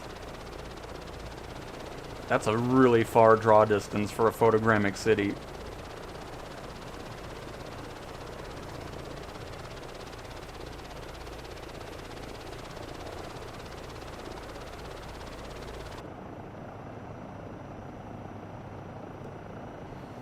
Yes, the sim is available as standard edition on disc. Nice to have your feet on the ground, but that doesn't prepare you for how breathtaking the view is from up here. Alright, hang on. I'm gonna have to do some weird things here. Oh, maybe not. We'll just take the penalty. Because I don't think it'll be anything I can... Yeah, I'm not gonna do it. I won't be able to get to it in time. So we're just gonna do our flight like normal and forget it.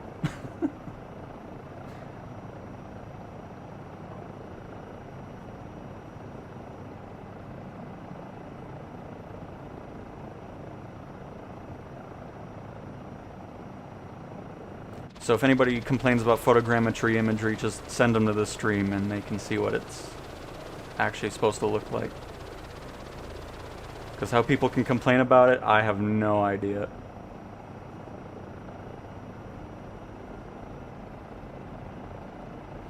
My favorite aircraft in the sim, I love the Sky Courier from Cessna, that's part of the Deluxe Edition. The Albatross, also Deluxe Edition, but there's a lot of great ones in the standard one as well. I did not mean to carry so much speed over here. Goodness gracious. Why are we going so fast? Calm down.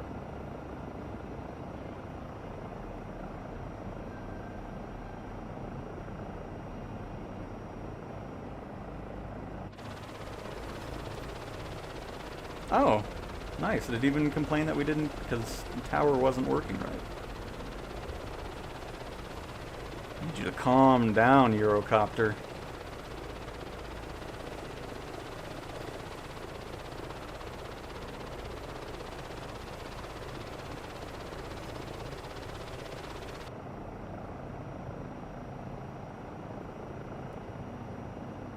The base download is around 30 gigabytes for the sim, and then if you install everything that you can, it gets you to about 400 gigabytes of storage. But again, if you have great internet and no data caps or anything like that, I would recommend just keeping everything streamed, and you'll have a great experience.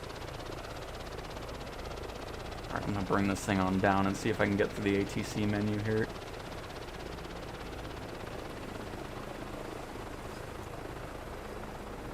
Welcome back, guys.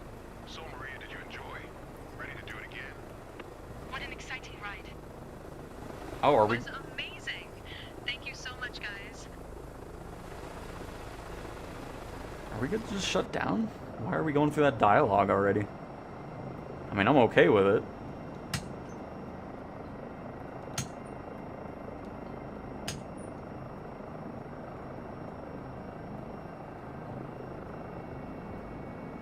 Oh, look at the DC-10 over there. Nice.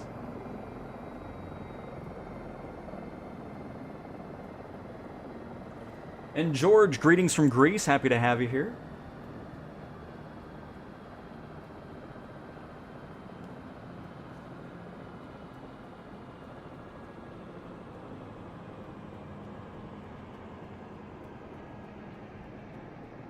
Do newer Xbox Series X? It's not new. It's 5 years old, so no, it does not.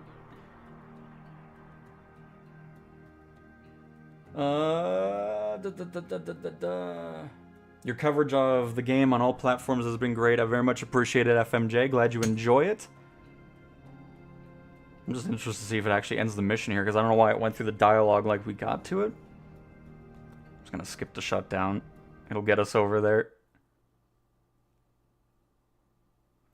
But see, these are the types of weird oddities you'll kind of run into in career mode. So, just be prepared for that. You turned your passengers into flight addicts, haven't you? Anyway, I can see that anxiety. So pretty much, the skip feature will be your friend for situations like that. Because there's just some airports where, you know, it just doesn't do the ATC right, so it's not going through the steps properly. So...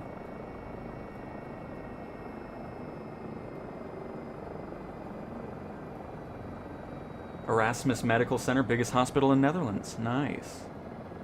It definitely looked gigantic. Distinct lack of peanuts on the PS5 Pro. We haven't really done too much airliner stuff. So, I mean, nobody in a first flight's going to be getting a peanut. Or half peanut.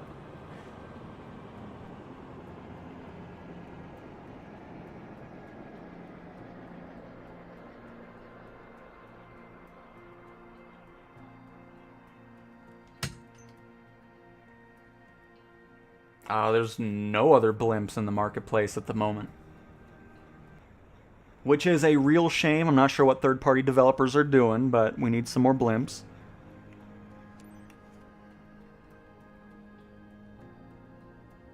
There we go. Any gyrocopters?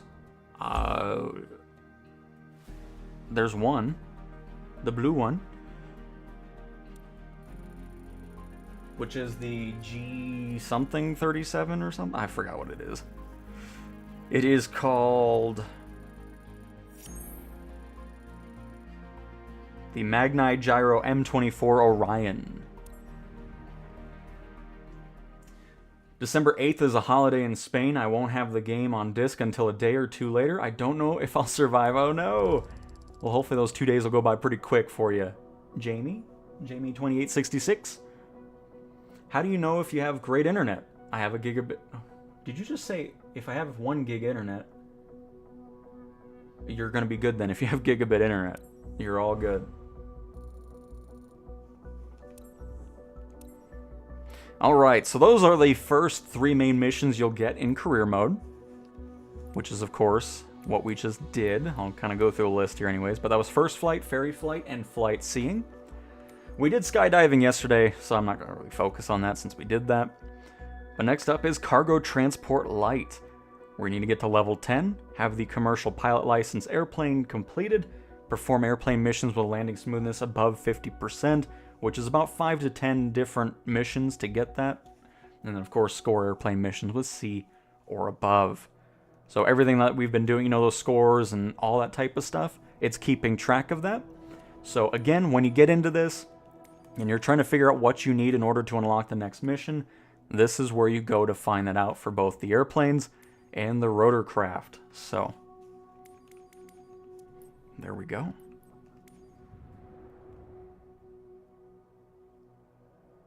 You know what? We're going to jump around a little bit because I kind of want to do it. I haven't done it in a while, and I'm just interested to see if anything's been improved with it.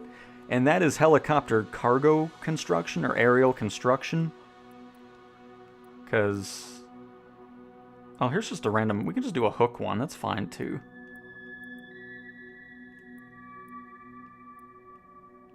Construction shipment for shelter and heli slinging... we'll just do this one. Construction shipment for shelter. Let's do that.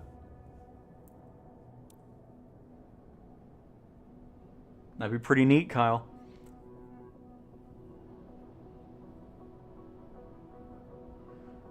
If you've experienced 24 on the Series X is 5 years old and PS5 Pro is 11 months old. So it's newer hardware and all that type of stuff. So that's the main answer to that.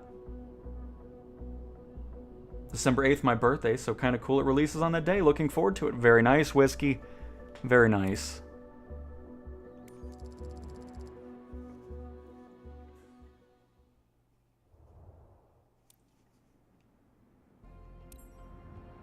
Let's deliver some cargo, because all we've done so far is the oil rig missions. So at least we're doing a bit of a land one, so you can see that.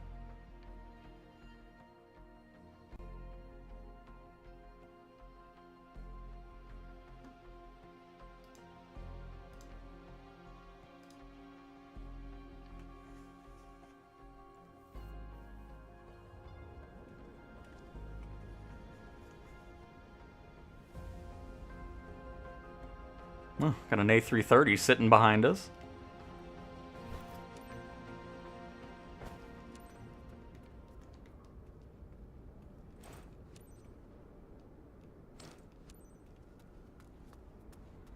Always like this livery too.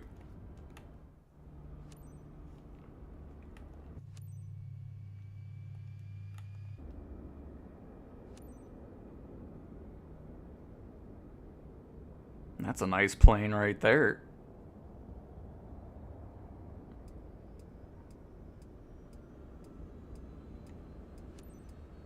Engine started. Preparing for takeoff. Please be ready. Copy that. We're getting there, David. We are getting there.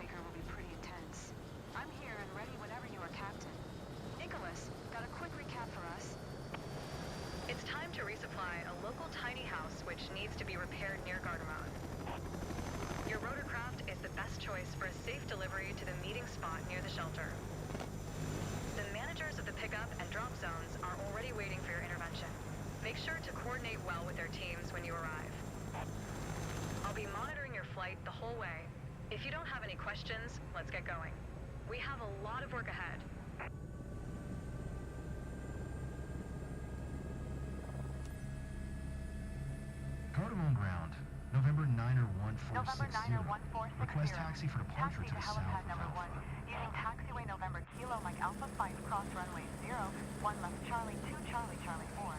Contact tower on 118.705 when ready.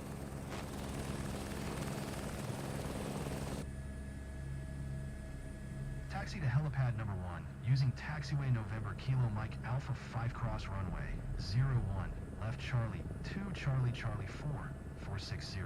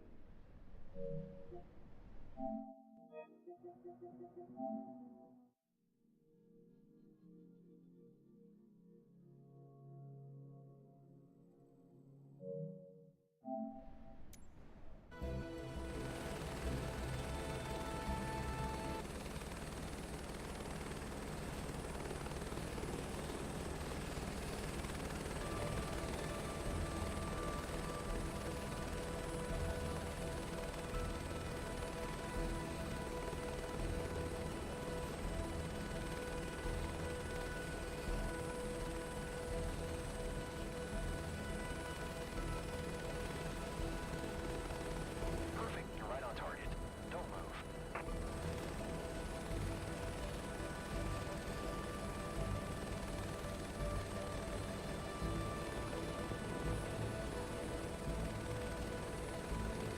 Load checks and security. Done. Lift off okay.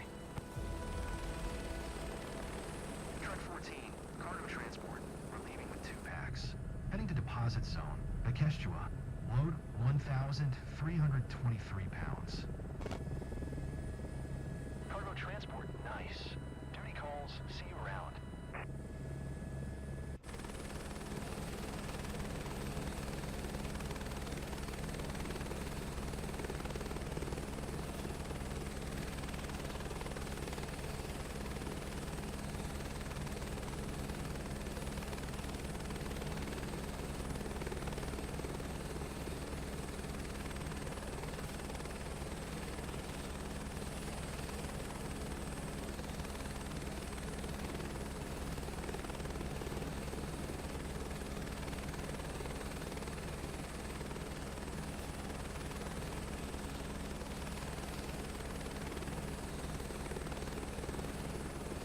I love this Hello, it's a beast.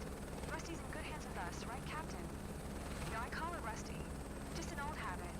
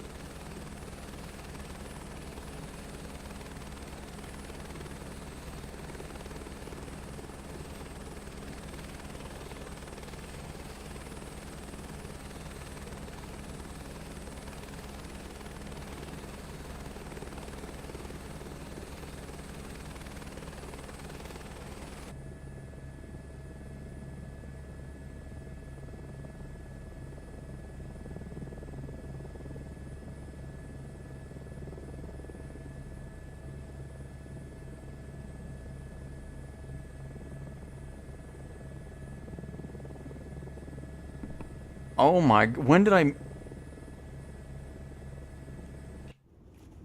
How long did I have that mic muted? When did I mic... Oh my goodness.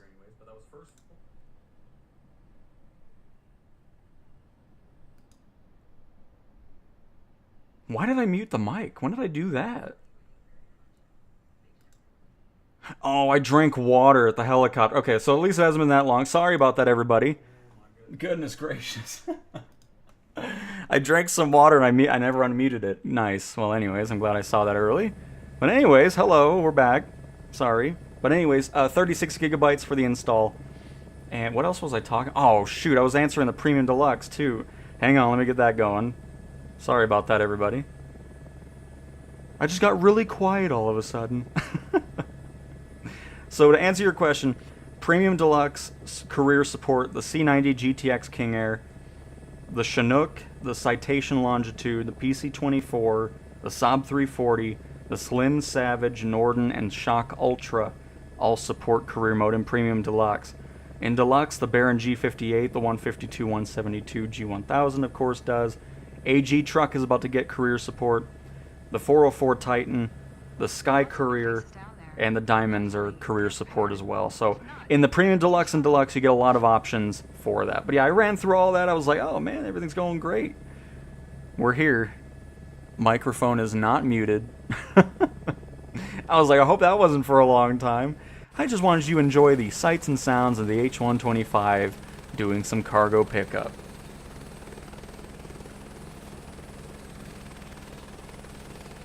It's okay, it's Monday. Just wanted to drink some because I mute it because I don't want to hear people or have people hear me drinking water, so. And yes, it is Nate. A-Rod, Mr. Cowtown, thank you so much for your content. I just want to make sure that you know that you are appreciated. I appreciate it, A-Rod. Thank you very much. I'm glad you're enjoying the content.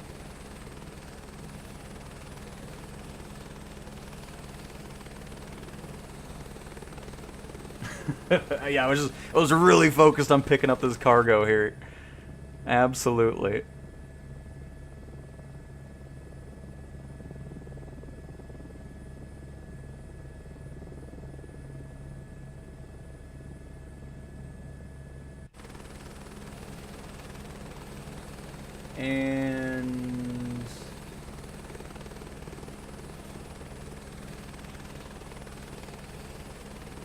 And add-on airplanes are going to just have different prices because those prices are determined by the third-party developer who made it. Some of them will be under $10, others will be above $70. So I mean, it's going to be a wide range of things. I think DLW's kind of answered that too. I mean, if you go up into the airliners, some of those are close to $100. So it all just depends on the developer who made the aircraft for the marketplace. Me personally, I prefer spending under $20 for planes because I'd much rather have that than one plane for that amount of money. I'd rather have multiple for $80 as opposed to just one.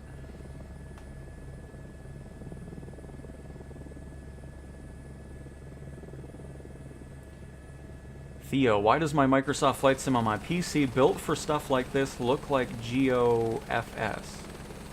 I don't know what that is, but I don't know. There's nothing I can do.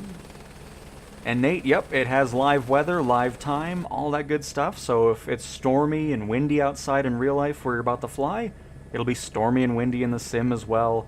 If it's overcast, it'll be overcast. Clear day, you get the point. It'll all be there. It's all part of it. It's awesome. The amount of tech in this sim, which I think the people that complain a lot about the sim kind of fail to realize that there's so much tech in this sim. It's awesome.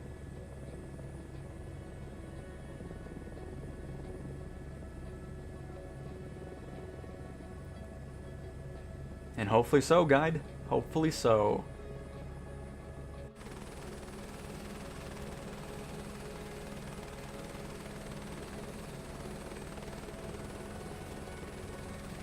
Oh, it's a browser flight sim. Oh, well, yeah. I don't know why it looks like that on your PC then. How much do you think the A380 and A350 and the the A350 from any builds is $85, and expect to pay $5 per livery pack from them because they wanted to make more money for some reason? That's why I'm not that big of a fan of any builds, or, I mean, again, me personally, I'm not interested in airliners. I'm perfectly fine with the ones that are in the sim because I'm not ever going to spend that much money on one plane ever again. Plus, with any builds, they're not very good at optimizing their aircraft, so just be prepared for not great performance out of it. But anyways, let me pay attention here. Should be right by it here, actually. Is it that house? No, it's to our right. Oh, I think it's that house there. I have some cargo for you. But yeah, the fog in the hills here looks awesome. That was fun to fly over.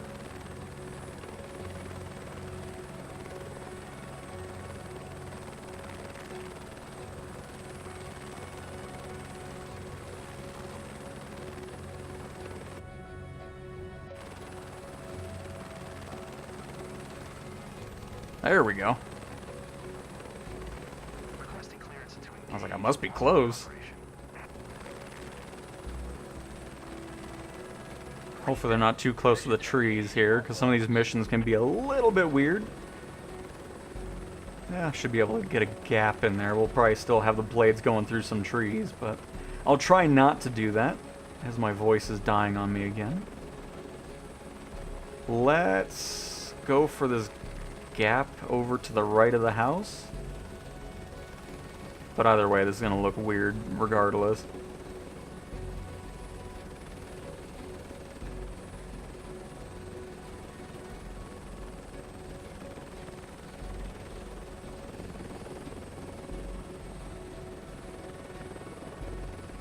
You know how cool if the December surprise was going to be like a whole like overhaul of career mode or something? That's why we haven't really had anything in career mode all this time. That would be sweet.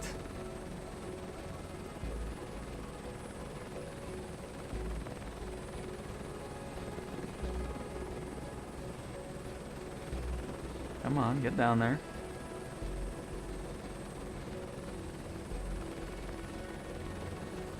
Try to make it look not so weird by having the blades hit the trees.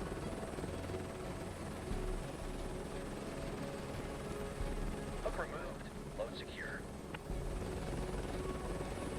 Alright. And there we go.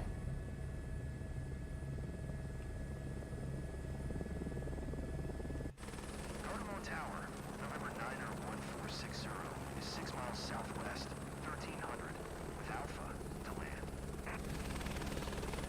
November 9er 1460, Gardermoon Tower. QNH 101 tree. I heard the place needs some serious repairs. Everybody's talking to me at the same Be time. under construction for a good while. Oh, I thought the cargo needed some serious repairs. Like, I didn't do anything to it. Quite an experience, right? For sure.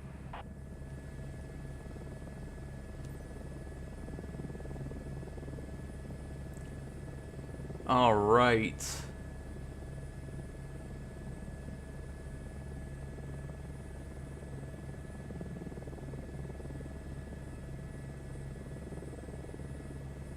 If you buy the planes individually from, you know, Deluxe and Premium Deluxe, they kind of range between 15 and 20 bucks is how that goes. Is there an option to connect real flight controls, mouse, etc. to the console? Yes, you can do that, Nate. You can use a mouse, keyboard, and of course a flight stick, which right now the only one confirmed is T-Flight HOTAS 4, but I know there's other ways you can buy something and make any of them work or whatever. I don't really push that one too much because I don't have any specific experience with any of that, so I just go with what Flight Sim has.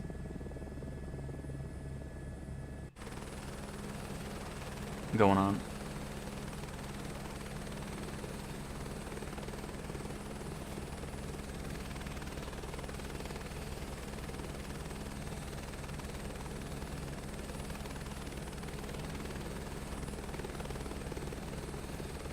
Well, the biggest thing is it's just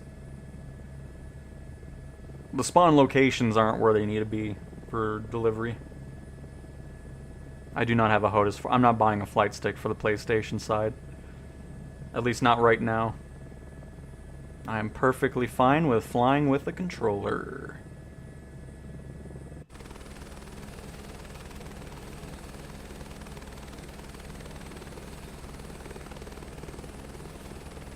That is talking about handcrafted airports, which what that means is it'll look exactly like it does in real life. The majority of the airports in the world, since all of them are in the sim, are just pre-generated buildings like the one we're about to fly into here. So it won't look like it does in real life, but every airport is in the sim, no matter what edition you get. Just what it's listing there is those are 160 airports that are handcrafted, and they look just like they do in real life. I do not use a mouse or keyboard. Nope.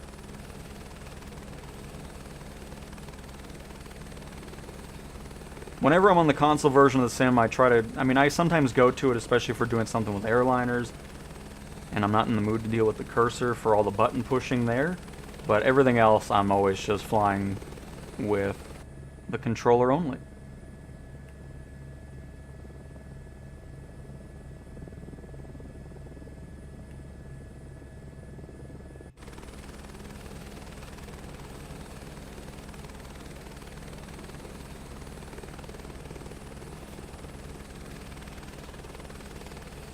Alright, see you later, Kyle. Thanks for stopping on by.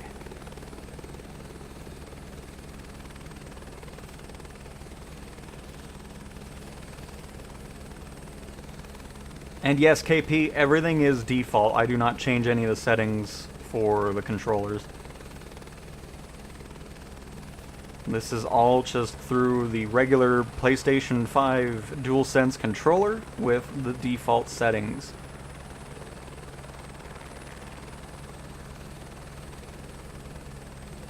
And of course, for the helicopters, we have the 3 assists on.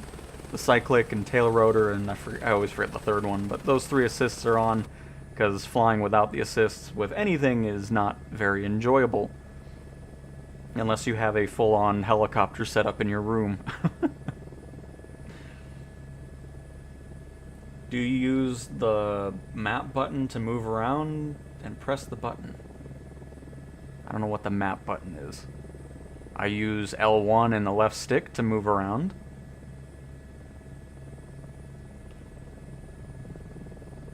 Sorry, gets a little weird when you're doing the walk around in the helicopter.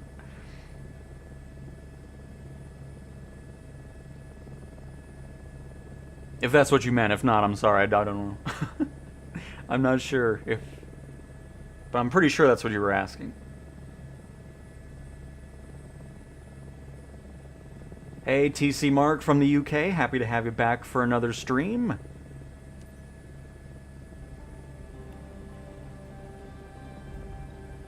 Just want to make sure it has the marker there or not. It does not.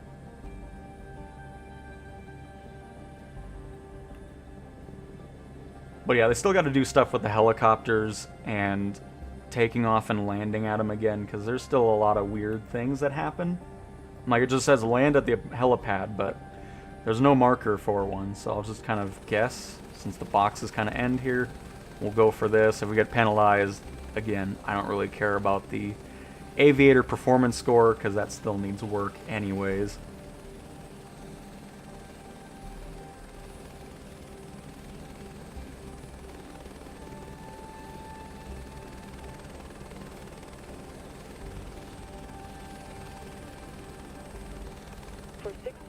Oh. Alright. Ended up at the right place. I'm amazed. 121.73, 460. Rotterdam ground, November 9er 1460. Taxi to parking. November 9er 1460. Taxi to general aviation parking using taxiway.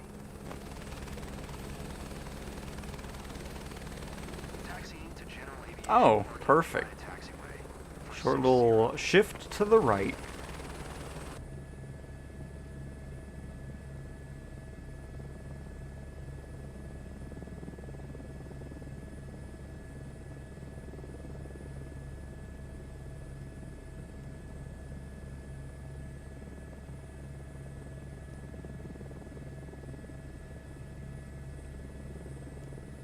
A little lower, a little lower. And we're here. One down, and you've certainly earned some rest. Let's do a quick debrief when you're ready.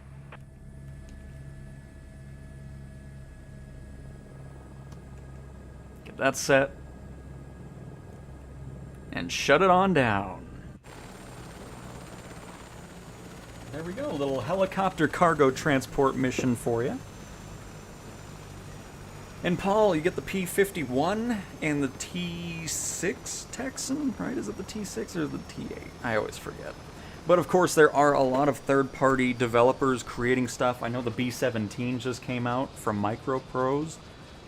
And things like that. I don't think it's in the marketplace just yet, but yeah, I mean, there's a ton of World War II stuff going on. But with the standard edition, you also get the Curtiss JN-4 Jenny. Not World War II, but still an older aircraft. And then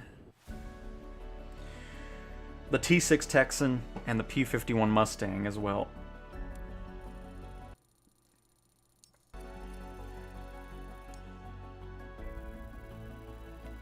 The only thing you're changing settings-wise, and it'll be similar, obviously, in the full one, is just if there's AI traffic, how much of it, the variety of it, character quality, and things like that regarding graphic changes, which I can just show here.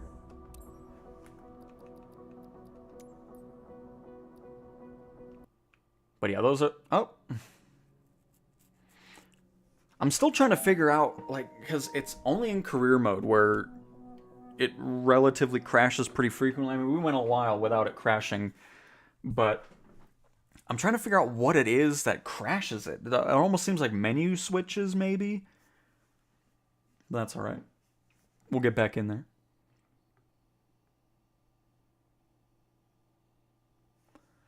And Gerald Miller, hello to you.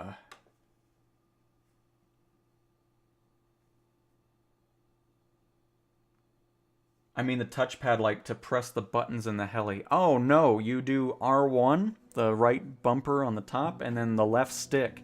And that'll open up the cursor mode. And then from there, that's where you can interact with the buttons and the toolbar and stuff like that.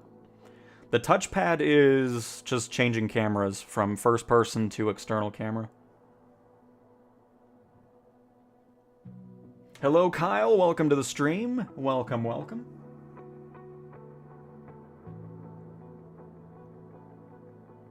And Wildcat Pilot, welcome as well, and Paul as well. Hello. Hello, hello.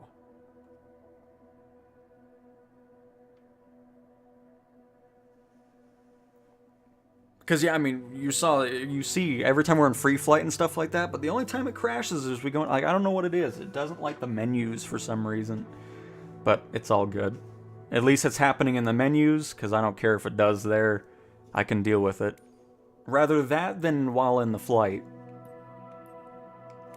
And somebody wanted to see airliners, so let's do a career airliner mission, since we can get some shorter ones for that. You're not going to see the fueling part of it, though, since it just kind of ends, but you'll see everything else.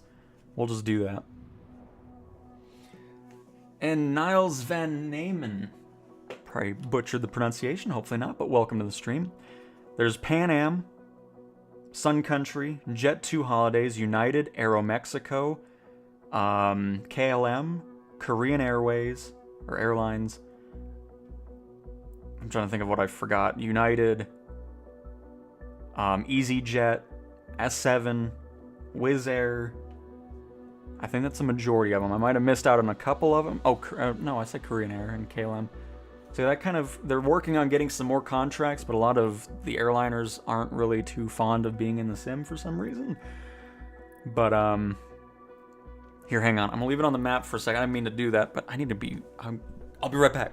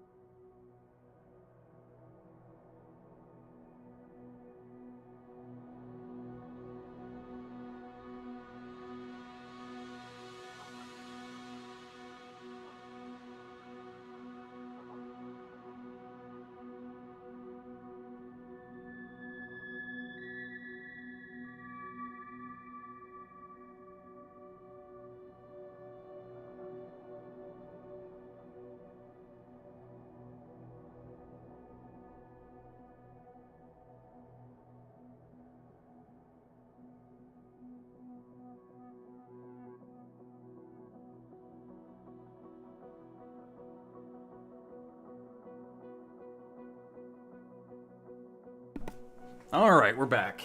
And I actually unmuted the microphone. Fantastic. But alright, let's see here. Let's go to... Well, first of all, I want to go to a handcrafted airport, which I believe this one is. Yes. We've been here a few times now, but I'll at least go to one here. And a 30-minute flight. Nice. Excellent. I don't even know what we're going to be in, but... Ooh, only 8 million credits to transfer the aircraft over here. Very nice. Good thing I have 989 million. And I come back to spamming. Very nice. Let's go ahead and do a little bit of this and clear that on out. Thank you for that. Did I say L1 and L3? I meant R1. You know what I meant. I'm still getting used to the PlayStation button layout. Even though it's right and left. I get that. Never mind. Anyways.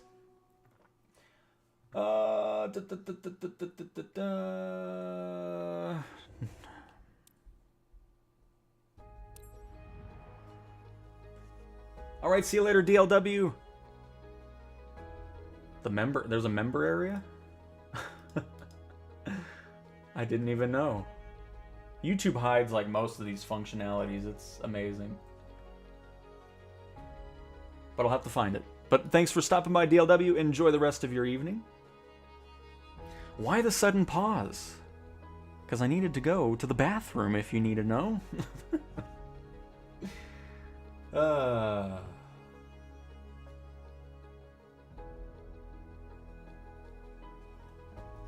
You just go into free flight and do whatever you want to do. It's not anything restricting you to do whatever. Like, you can just pick the livery and hop into an airport, take off, replicate a real-life flight if you wish, because that'll, of course, be there and all that. But yeah, it's up to you with what you want to do with that. Anything new? No. Nothing new. Just the usual.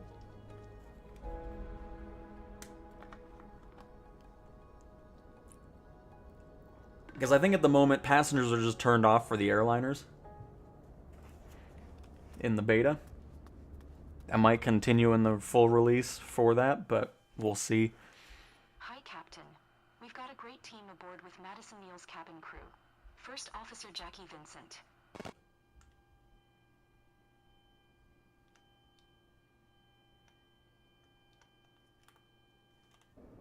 Please prepare your travel documents.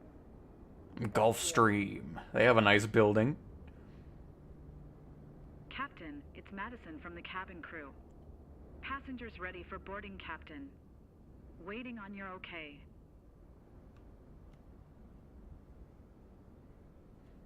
Farnborough ground. Boeing Papa Tango Alpha 212.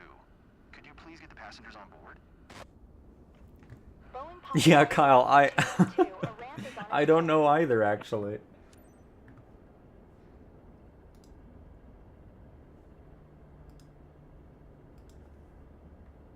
Get the baggage over here, because I'm not seeing any new comments, so DLW apparently has his own private area. His own private area for the channel that I can't even get to.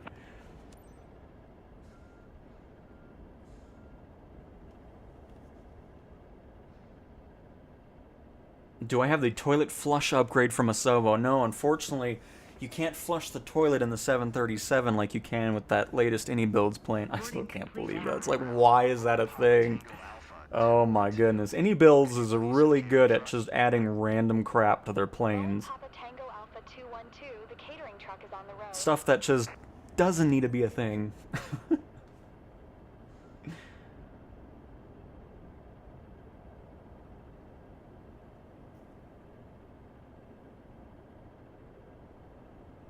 Yeah, gotta keep the immersion going, Adam. Because, you know, pilots don't go to the bathroom in the aircraft. Farnborough ground. Boeing Papa Tango Alpha 212 ready to copy IFR clearance to Stansted. At least the stair is actually connecting correctly. That's nice to see, because before it was just a mess. Hang on, before we leave, I want to check out this Gulfstream hangar, because that looks awesome here. Departure frequency is 118.475, squawk tree 235. A General Dynamics company. Clear to Stansted as filed. Runway 24. Nice. Climb to maintain 4,000. Departure frequency is 118.475. Squawk tree 235. Boeing Papa. By the way, if you want to see the rest of the airport here. Boeing Papa Tango Alpha 212, readback is correct. Contact ground on 121.815 when ready to taxi. Good day. Good day to you. Alright.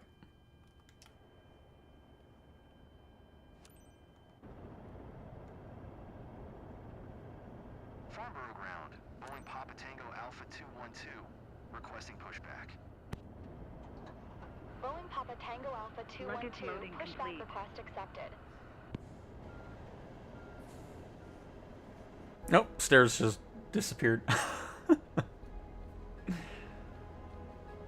Don't want it then. Yep. No toilet flushing. I need to wash the 737. It's got bugs all over it. Tow bar in place, Captain. Uh-oh.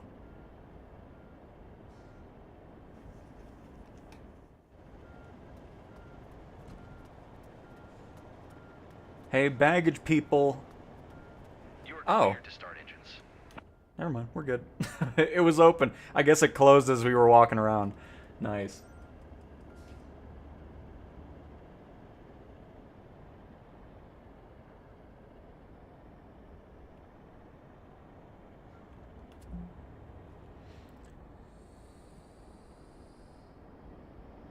Is that...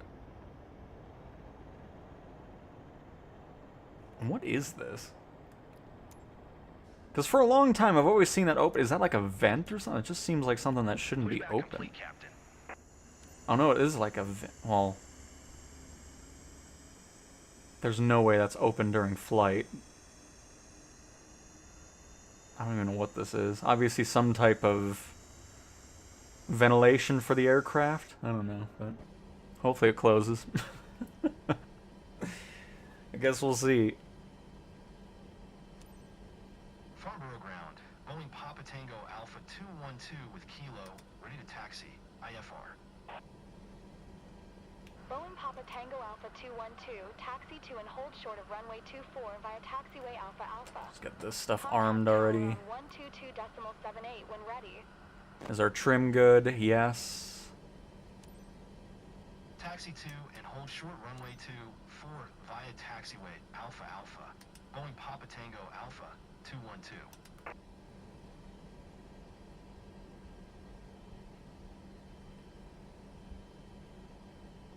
Start valve open, low oil pressure. I'm assuming we're still booting up? Yeah, we're still booting up, okay. Sorry, plane. I was starting to raise the stuff already. We're not even done booting yet. But yeah, again, for just moving around, I'm using L1 and the left stick, right stick to do that. And then to interact with the plane, you can of course do it without the cursor if you don't want to, but then R1 and left click to bring up the toolbar for the EFB, camera controls, ATC, mission steps, and then just if you want to add or remove things from it. And then of course you can click with the cursor as well.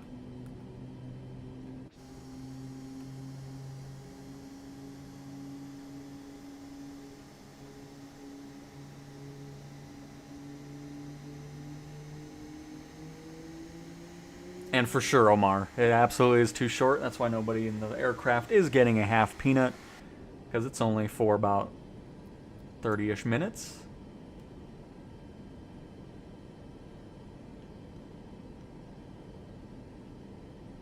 Oh, it's going to be even shorter, because we're not doing... Wait a minute. Are we coming back here? Oh no, we're heading... Okay, that makes more... It just ended by us. I was like, what's happening? No, we're heading there. So we're not going to do any of that. And then we're going to head right to the airport. Nice rainy day. I didn't even know. Did I pick a live weather one?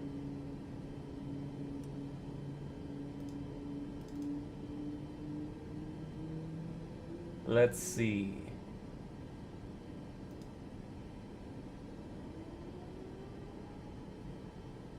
Yeah, I can't tell. I did it through that list, so... Oh, we're moving.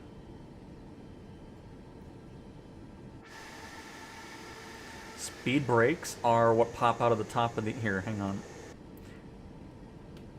So flaps... Does this have my custom camera angles?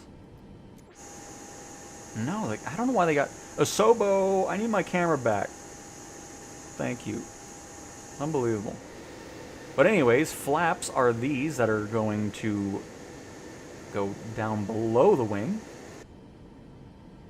I'll just do this really quick.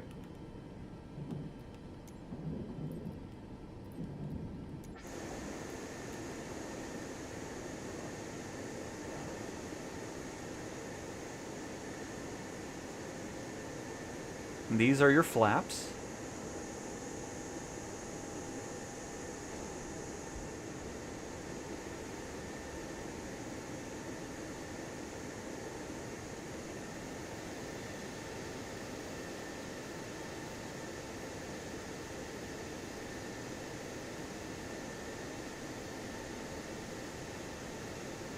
That's what they look like fully put down. And then speed brakes are what you use after you land. These, when you have them armed, will immediately pop up, but we'll just have them out now so you can see that. I'm also going to go ahead and decrease this. These will pop out of the top of the wing, because this, of course, will help slow the aircraft down after landing. So you got the flaps, you got the speed brakes, and then, of course, the last thing you'll be doing... Here, hang on. Oh, that's not what I meant to hit. Is, of course, reverse thrust. So, with the flaps, the speed brakes, and reverse thrust engaged, you'll be coming to a nice slow stop. There you go. That's flaps, speed brakes, and reverse thrust. And now the passengers in the back are like, what's happening? Oh, this is your captain speaking. I'm just reading chat really quick and giving a little lesson on what the difference between speed brakes and flaps are. I apologize about the delay, but we are going to get rolling here.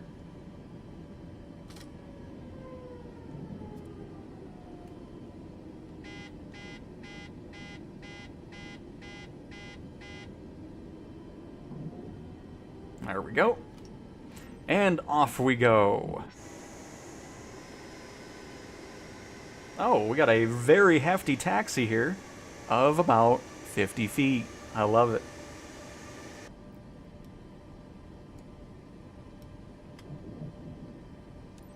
Dear passengers, our captain has turned on the fasten seatbelt sign. Please stow your hand luggage underneath the seat in front of you or in an overhead compartment. Make sure your seat back and folding trays are in full upright position. What do you set trim to? Well, it defaults to -4 degrees, which is going to make it a pain to do that. I always go for just a little under 1 on the trim for takeoff. Because trim is very sensitive with a 737. So, I don't go too crazy with that. Dear passengers, I'd like to direct your attention to the monitors, where we'll be demonstrating our safety procedures. Thank you. Dear passengers, here are the safety procedures. There are identified emergency exits on this aircraft. Take a minute to locate the exit closest to you, including behind you. Count the number of rows to this exit. Come on, move up a little bit. Experience a sudden loss of pressure. Oxygen There we go. masks will drop down from above your seat. Place the mask over your mouth and nose. That's the first time I've ever seen that one. Wait for welcome announcement to finish. Because normally my taxis are like 800 miles long. Helping your children. In the unlikely event of an emergency, leave your carry-on items behind. Life rafts are located below your seats. Emergency lighting will lead you to your closest exit and slide. Now, make sure that all hand luggage is stowed away safely. While we wait for takeoff, please take a moment to review the safety data card in your seat pocket. Oh, and Joss, it's the APU intake. I see. It's still open, it looks like. Oh, well, whatever. Farnborough Tower, It's fine. Papa Tango What's the Alpha worst that could 212, happen? Ready for IFR departure, runway 24. It's about 36 gigabytes, Paul. Alpha 212, QNH 986. Cleared for takeoff runway 24. Panda, we've been to Johannesburg and Cape Town quite a few times. Cleared for takeoff runway 24. Boeing Papa Tango Alpha 212. Alright, we have our flaps set to about 5 degrees. Doesn't have to go too crazy on that. Dear passengers, please fasten your seat belts and secure all baggage underneath your seat or in the overhead compartments. Place your seats and table trays in the upright position. Turn off all personal electronic devices, including laptops and cell phones, and prepare for takeoff. Because, I mean, yeah, that was the biggest complaint people were having with 2020 was how big of a file size 2020 was. So they went this route, and then everybody was complaining that everything streamed. So, and then, you know, we got to the downloadability part again, though. So if you do need to, you can. I know, we're not in the takeoff config. It's fine, 737. We'll get up in the air. Don't worry about it. Quit yelling at me. We're fine.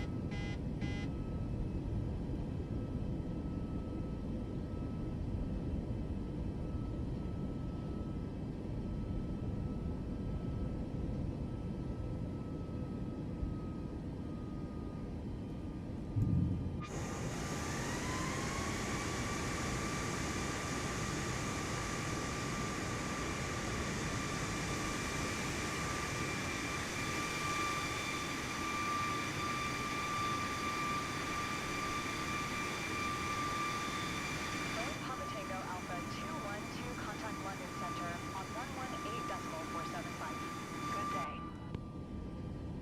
Good day. 118.475.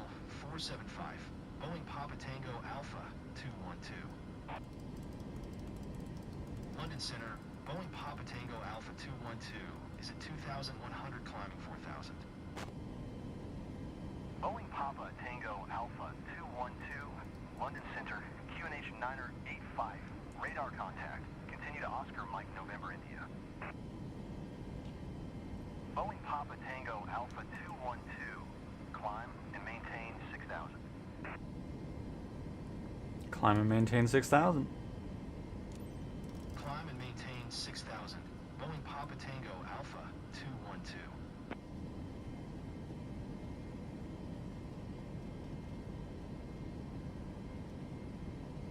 I'm pretty happy with that heading there. We'll stick with that. Gonna be dealing with some rain for a little bit, especially since our cruise altitude's a whopping 6,000 feet. We'll probably be in the clouds the whole time. That's fine.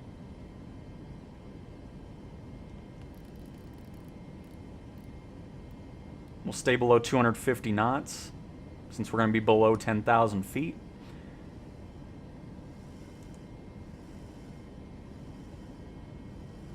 I think I got that set right. We'll see if it stops at 200. If not, I didn't do it right. All right.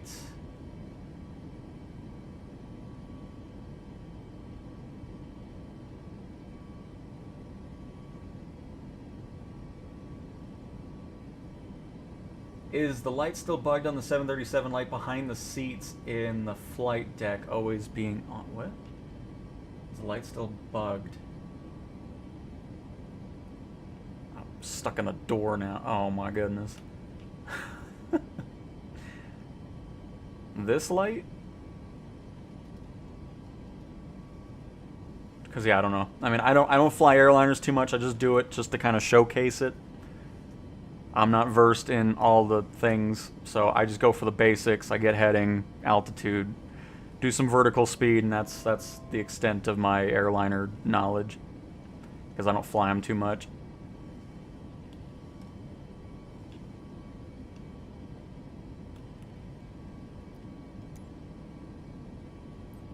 Just like messing with them from time to time.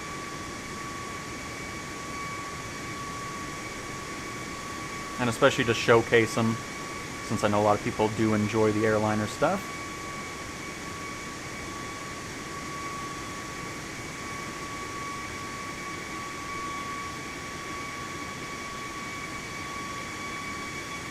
I didn't even change my company name yet. I need to get Cowtown Air on the PlayStation version here.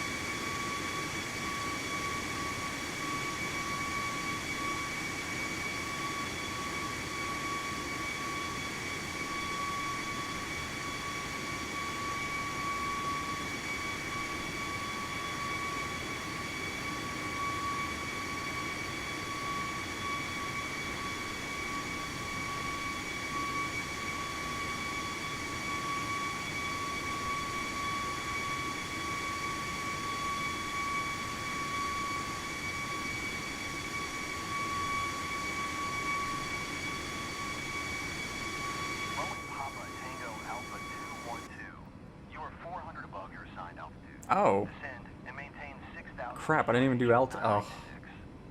Alright, here anyways. We're getting close. Just disengage it. Thanks. I'm too busy enjoying the view. My bad. Sorry.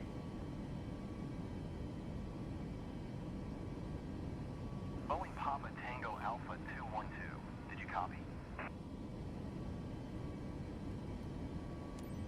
Descend and maintain 6,000. Boeing Papa Tango Alpha 212. How are you this good with controller? I mean, I have tons of hours with the controller, so quite used to it at this point. That looks nice down there, by the way. The English countryside through the clouds.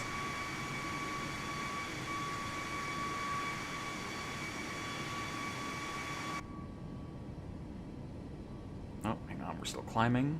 We can go ahead and get rid of that right now. We don't need it.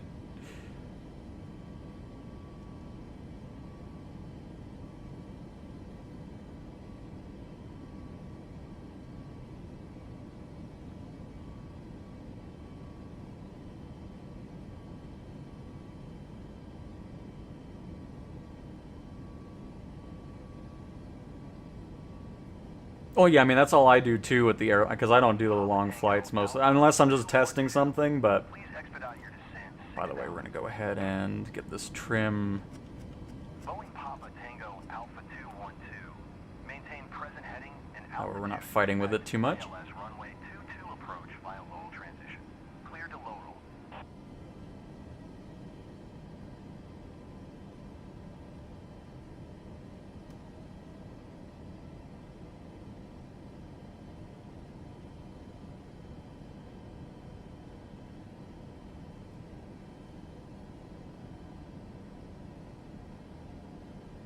Oh. By the way, you can have a white cursor on too. I just like having that off because I like the screen to be clean without anything else on the screen. Oh, I'm acknowledging you, London. Calm down. Good afternoon, dear passengers. I'm gonna talk to my passengers instead. Today, I'm assisted by co-pilot Jackie. That's what I think. Welcome aboard flight PDA 212, inbound to Stansted, Mount Fitchett. We are currently cruising at an altitude of 6,300 feet and at an airspeed of 200 knots. It's 2:54. We anticipate a comfortable flight in spite of some mild turbulence. On behalf of all crew Yeah, I'll members, say. Oh, we're getting thrown around a little bit now because of this cloud. so please sit back, relax, and enjoy. Alright, let's try this again and put altitude hold on, please. Did you hear my last transmission? Yep, sure heard it. Maintain present heading and altitude. Talking to my passengers was more important, thanks. 22 approach via Lowell transition. Clear to Laurel, Boeing Papa Tango Alpha 212.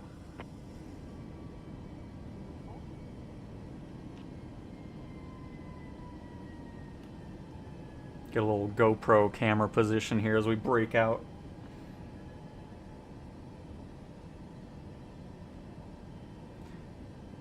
Why am I slowing down? Because we're almost here.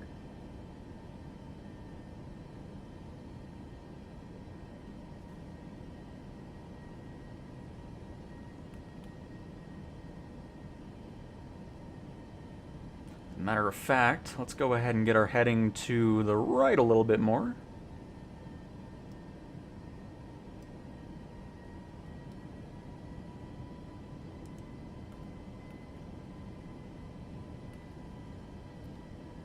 Alright, ATC's happy, everything's set, we're at our altitude, everything's perfect, except, there we go. Papa Tango Alpha 212. Please expedite your climb. How am I not at 6? Why are we not holding my altitude with altitude hold mode on?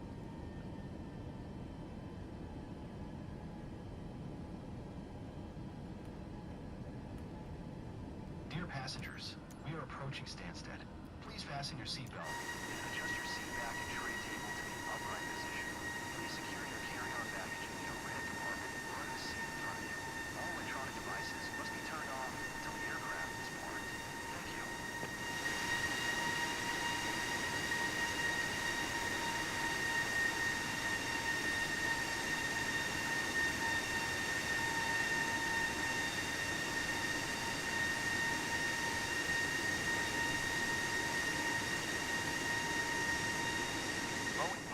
Tango Alpha 212.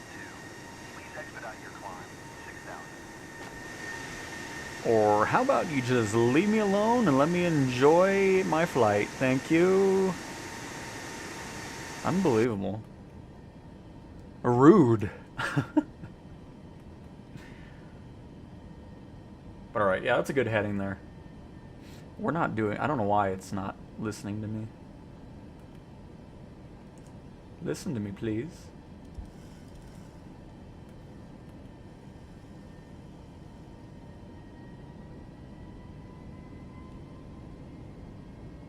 Why are we turning?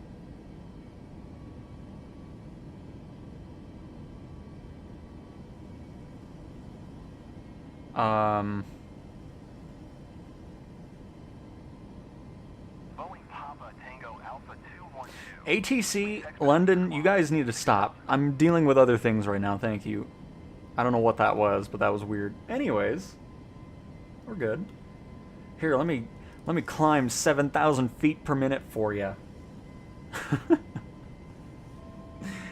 Oh, man. But alright, that should altitude hold us actually this time.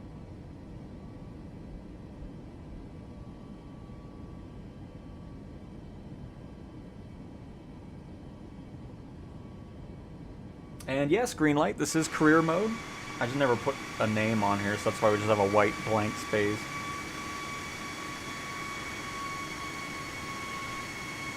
But yep, this is career mode. Absolutely.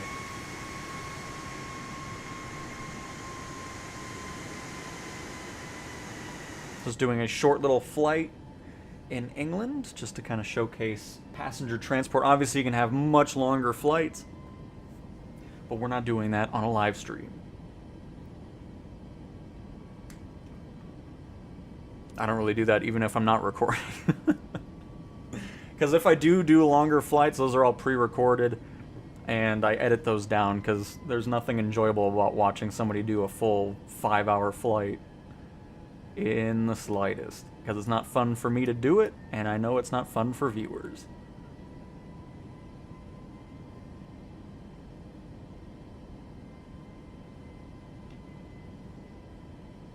Oh, sorry, Copilot. Slammed right in your face with my camera. I apologize. Didn't know you were here. Because you don't do anything in career mode, you know?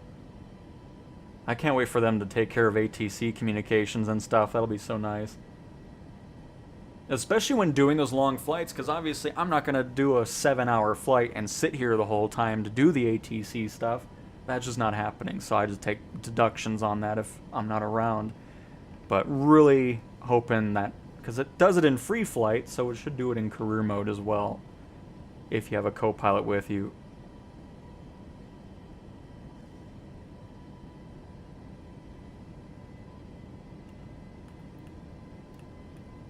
Alright, we're about to probably break out of ATC here so we can start descending. We'll go past our destination airport of Echo Golf Sierra Sierra, which is...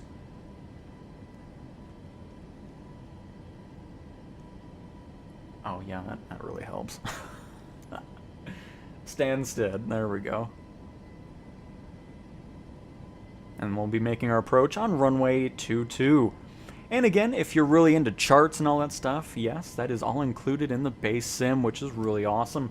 You can hit more info, and then you can check out all of the charts in the sim.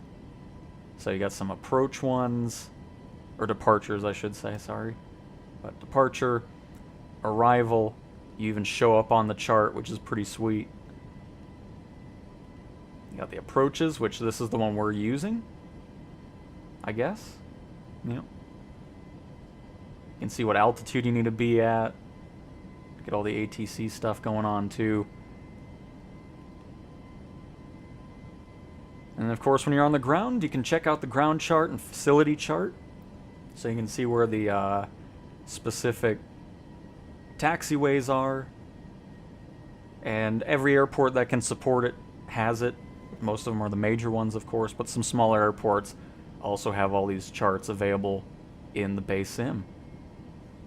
Courtesy of Lufthansa Systems charts, intended for flight simulation only, not for navigational use.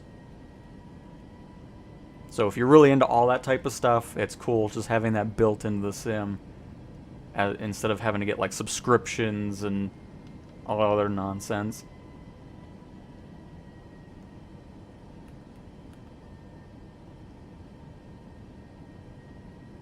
Oh, I meant to talk about this. So, remember how we had the whole sleep mode thing, which was really great? That doesn't work in career mode, unfortunately. It kind of errors out at some point, which sucks. But free flight, I didn't notice it erroring out. So in career mode, no, you can't. I mean, you can pause it and just leave your system on. But yeah, there's no way of pausing and resuming in career flight. Or a career flight, I should say.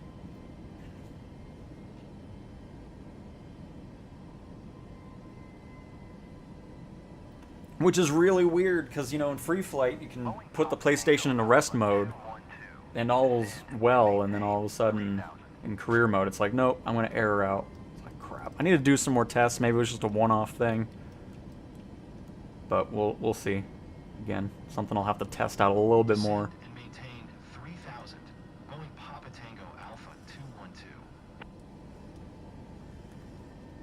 Let's go ahead and bring that throttle back a little bit more. We'll bring that down to about 180 knots. No, let's do 170. Let's get down to 3,000 feet.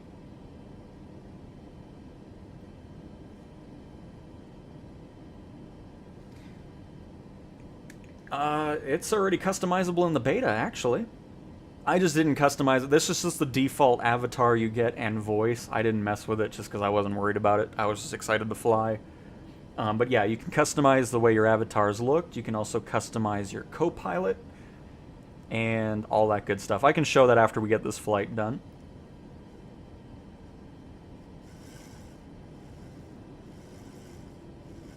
Oh, running into a little bit of turbulence going in the cloud. That's really nice to see again. I know I talk about it a lot, but for the whole year so far, up until recently, flying through clouds didn't do anything, and now they do, which is great. Let's go ahead and bank to the right just a bit.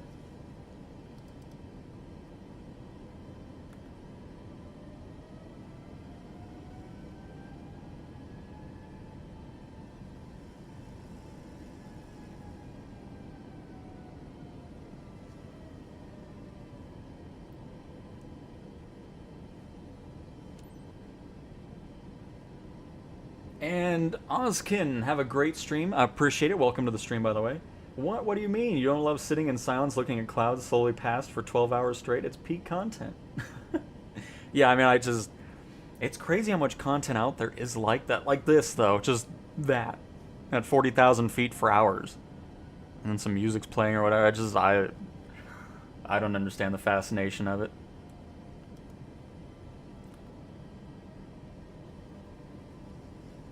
Hey, Bear VR. Hello, hello.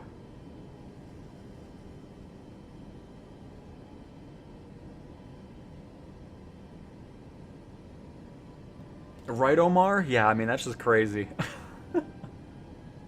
Absolutely crazy.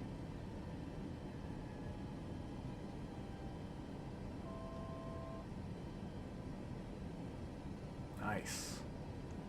About to get below the cloud level here. We're at 3,700, going under 3,800.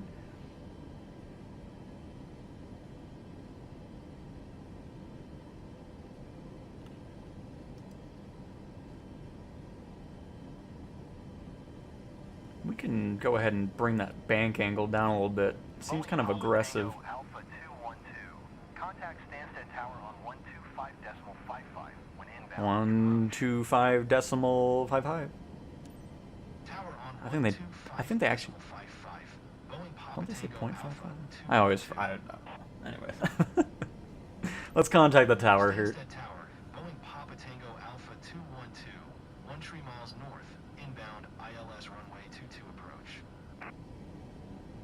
But yes, there's sim rate that you can do. Absolutely. Stansted Tower. QNH 986 cleared ILS runway 22 approach. Cleared ILS runway 22 approach. Boeing Papa Tango Alpha 212.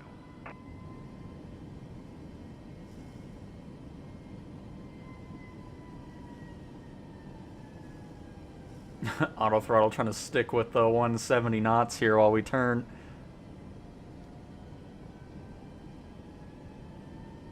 How are you able to zoom in the cockpit like looking past your co-pilot using the controller? Andrew, you hold the L1 and then the left stick and right stick. You're basically like an FPS. You know, left is moving around, right is looking up and down while holding left L1. And then you can go up close to everything. And of course, if you wish, walk around the aircraft.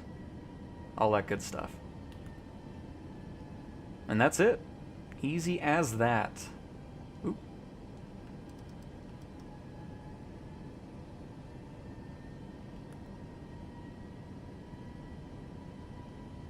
Which is really helpful, because if you do everything just from the default view and it's like, oh, I need to hit that button way over there. I mean, sometimes you can get it right away, but it just helps kind of moving up and all that if you're not doing a mouse or keyboard.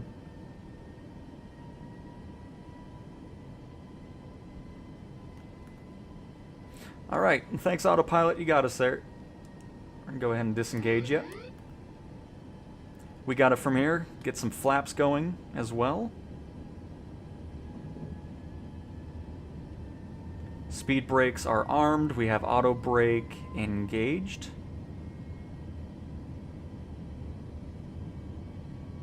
Actually, I don't think it's engaged.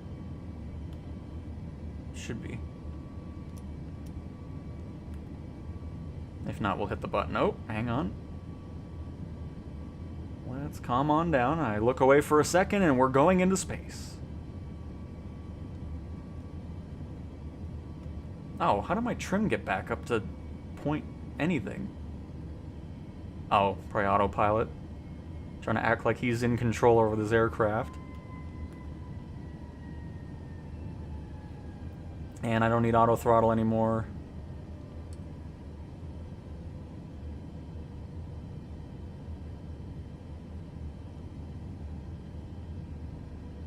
Let me get lined up here. I'm so thrown off by doing everything else here.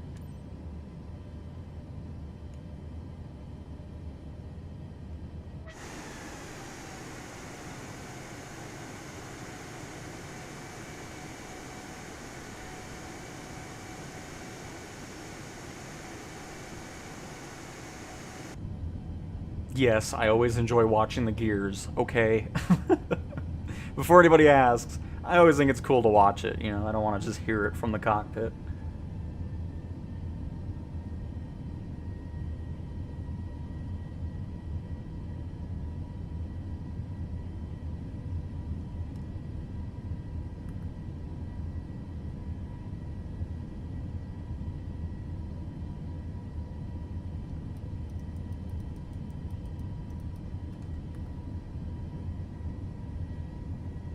Boeing Papa Tango Alpha 212, wind 179er at 12, cleared to land runway 22.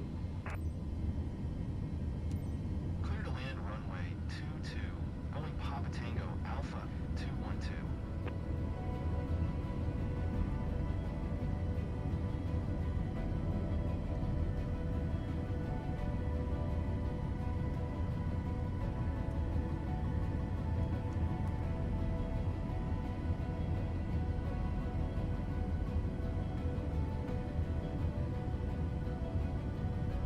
And you're welcome, Andrew. 1,000. Fine, I'll put auto brakes on 1. That's why I don't like flying the airliners. Everybody's always getting mad at me. It's like, I just want to fly. I don't really go for the, like... Fine, it's set to 1.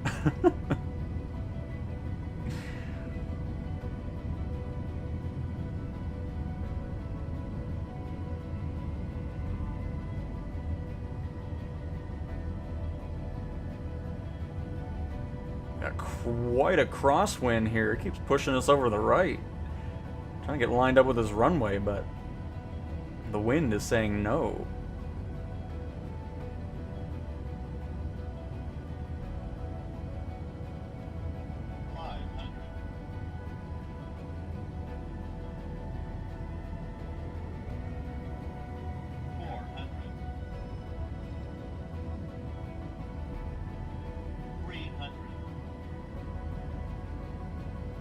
Ooh, oh, what in the world? Get over to the right. Ooh, that was a gust. What in the world? I don't need that. Goodness. Gusty over here, apparently.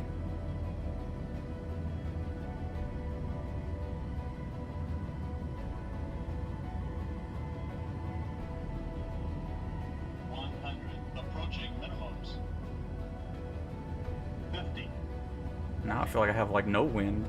30, 20, 10. Come on.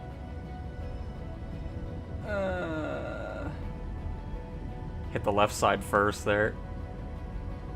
Just everything else was going on. It's like, my goodness.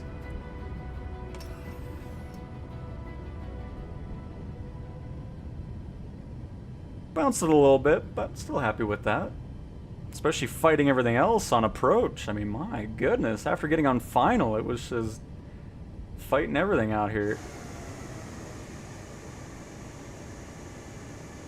Let's see, everything that we did in the beginning of the flight is engaged. We got all our flaps going, got the speed brakes, and of course we're in reverse thrust.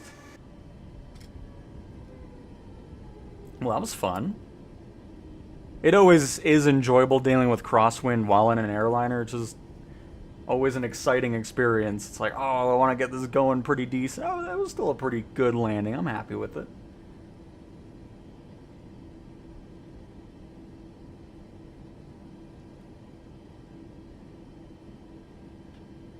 Oh, hang on. I was trying to get out of reverse thrust there. We're good now. We're going to start rolling again. Stansted Tower, I am on it. Don't worry. I'm going to get off the runway. You can calm down.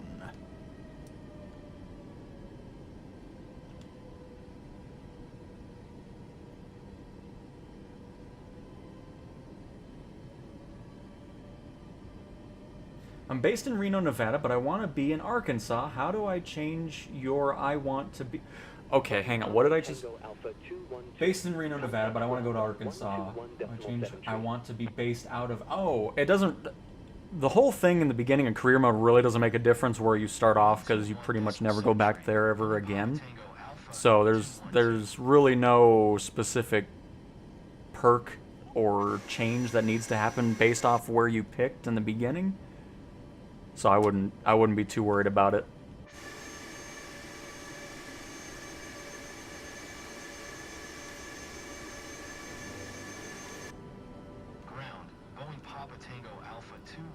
Let's see here. Veer, hey cow, Rowan, what switches do you use? What now? What was that?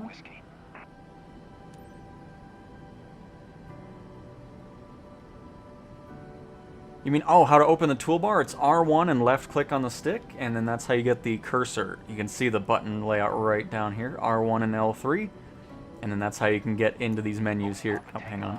Yeah, I know. Sorry, I'm talking to chat, Tower, please.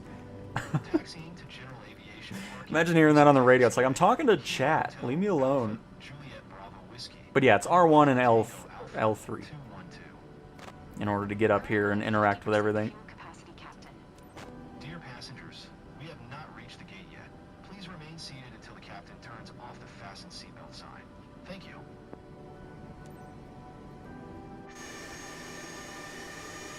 But yeah, look at the windsock. No wonder we were fighting the wind. Nice. Get those flaps up as well.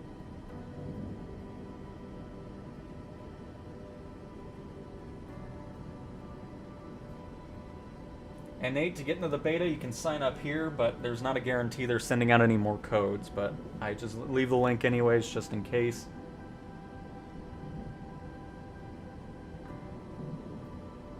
But yeah, that's one thing I'm hoping they do change, because right now, you know, like we were talking about with the career mode, where you start, it really doesn't matter, because it doesn't make a difference. It's just kind of where you do your first bit of training, and then after that, you're already pretty much leaving that area. I'm hoping down the road, as career evolves and gets better and better, you actually create your hub there, you know, where you bring the planes back for maintenance, Like, they could do it to where if you do want to do maintenance outside of your home airport, it's going to be a bit more expensive, but if you come back to your hub, you can do that type of thing, hire pilots, and actually do that and put them on specific planes for specific mission types. You know, all that type of stuff is what I'm really hoping career mode can turn into, and that's what makes me so excited about career mode. Because, you know, if you're going into it now on the PlayStation, it's going to be a bit till you get to the point where it's like, oh, I feel like I've done everything. Because, I mean, now we're starting to get other mission types in here, which is going to be great. Again, can't wait for heavy and super heavy cargo missions, flying the A330, my Beluga. It's going to be awesome. Content's just going to be Beluga, super heavy cargo. But yeah, so it's just, there's a lot of great, exciting possibilities for career mode. They've talked about all the stuff that they're wanting to do. Obviously, this first year was all focused on performance and just the overall stability of the sim. And now I think they can finally get to the point where the wish list stuff and just career mode improvements and additions and stuff can finally be focused on as well. So I'm really looking forward to seeing where this career mode can go.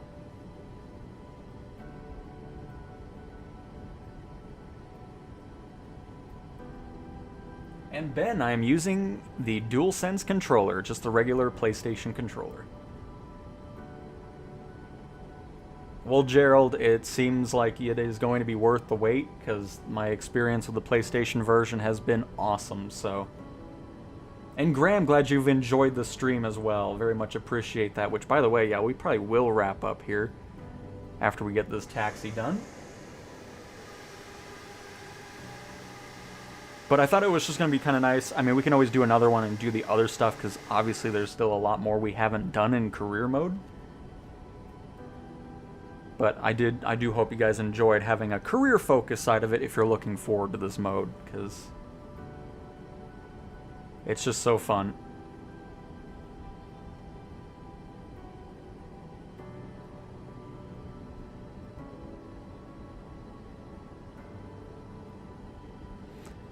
On the base sim of just ATC stuff, it's all just AI communication, you know, talking to a computer.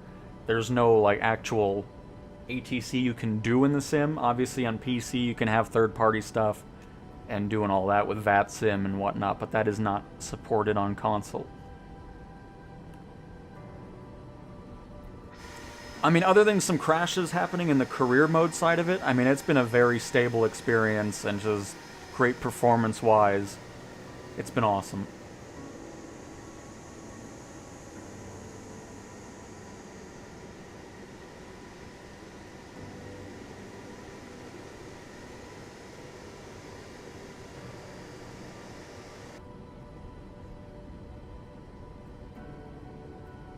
I like this fire station over here. Are we gonna taxi by it? Oh, we'll go in front of it anyways.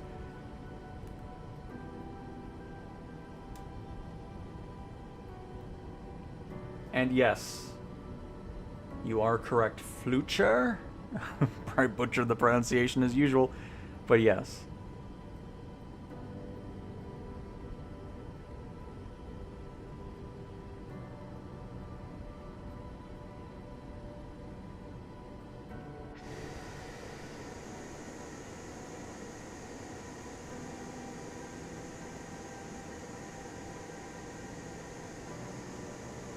Ooh, it's not liking something at this fire station. I regret going to the fire station. It doesn't like it over there for some reason.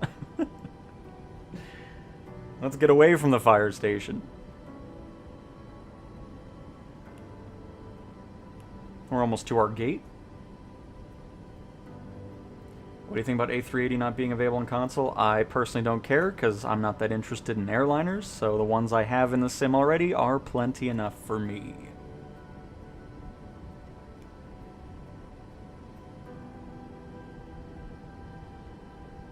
And I'm glad you have enjoyed it, Mark.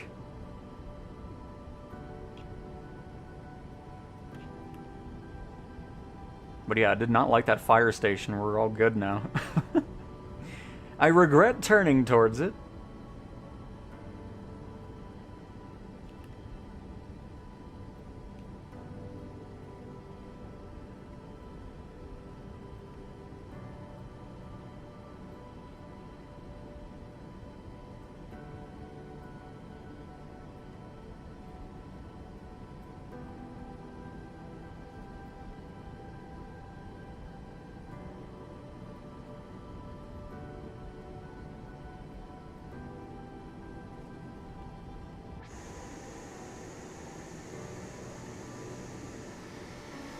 But I'm sure at some point an A380 will show up in the marketplace anyways. Although I thought there were already... Was it just on PC? Because I don't even remember anymore. It's been a little bit. Quite a little turn here.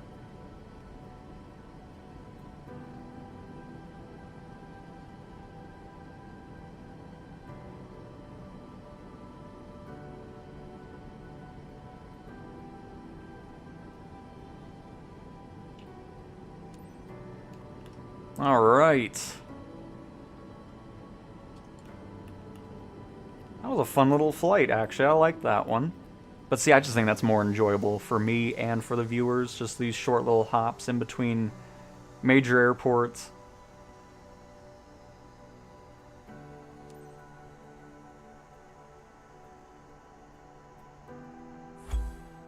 Mission success.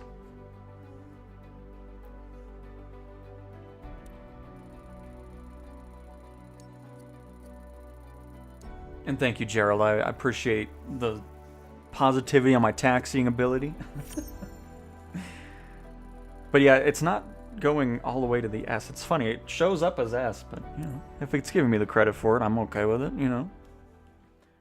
But nice.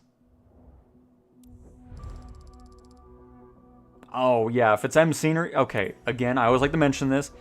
If you're in the marketplace when it releases on PlayStation, us PC and Xbox people already know, if it's M scenery, do not waste money on it. It is garbage, and one of these days I hope Asobo finally bans them off the marketplace. They should have done that already. I don't know why they haven't, but hopefully we get to that point where they do ban them, because their crap is ridiculously bad. So anyways, hopefully... Oh, shoot! No, before we do leave, I almost forgot, but I saw my character. So, yes, you can customize your pilot. It'll be the first thing when you load up the sim, but if you want to change it, you'll just hit R3, click your name, and then customize identity. So from here you can change from a bunch of preset ones if you wish. And then of course you can go into the appearance, change up the look, change up the body type, the hair, go crazy. And then here you can change the voice. ATGS, approach... Cabin crew, please prepare the cabin for... Cabin crew. Cabin crew, please prepare the cabin. Pickup zone in sight. Ladies and gentlemen, we've begun our descent to destination. Flight Sim 24 the Cowtown, ready for takeoff. Flight Sim 24 the Cowtown. Pickup zone in sight, guys. But there's that. There's also going to be an ability. It was in the original beta before, or the server test, whatever, before the PC and Xbox release, where you can actually put in your own voice into the sim. It hasn't been returned. I don't know if it will come back. Maybe it was just something that didn't work out too great. I'd still love to see it and hear what my own voice would sound like in the sim. And then, of course, you can change out the apparel, have a bunch of different helmets going on, sunglasses, different tops, leg wear, footwear, and of course uniforms as well. And then, like I said, you can change up the co-pilot if you so wish. You can also just turn them off completely if you don't want them in your aircraft. But there we go. There's a little look at the avatar editor and what you can do with voices and just the look of your character. But alright, and Bass, I will add... Here, let me make a list. I will add that for their next flight, or next time we stream. That way I'll remember it. That'll be the first thing we do next time. Because we are about to wrap up the stream. So let me add this.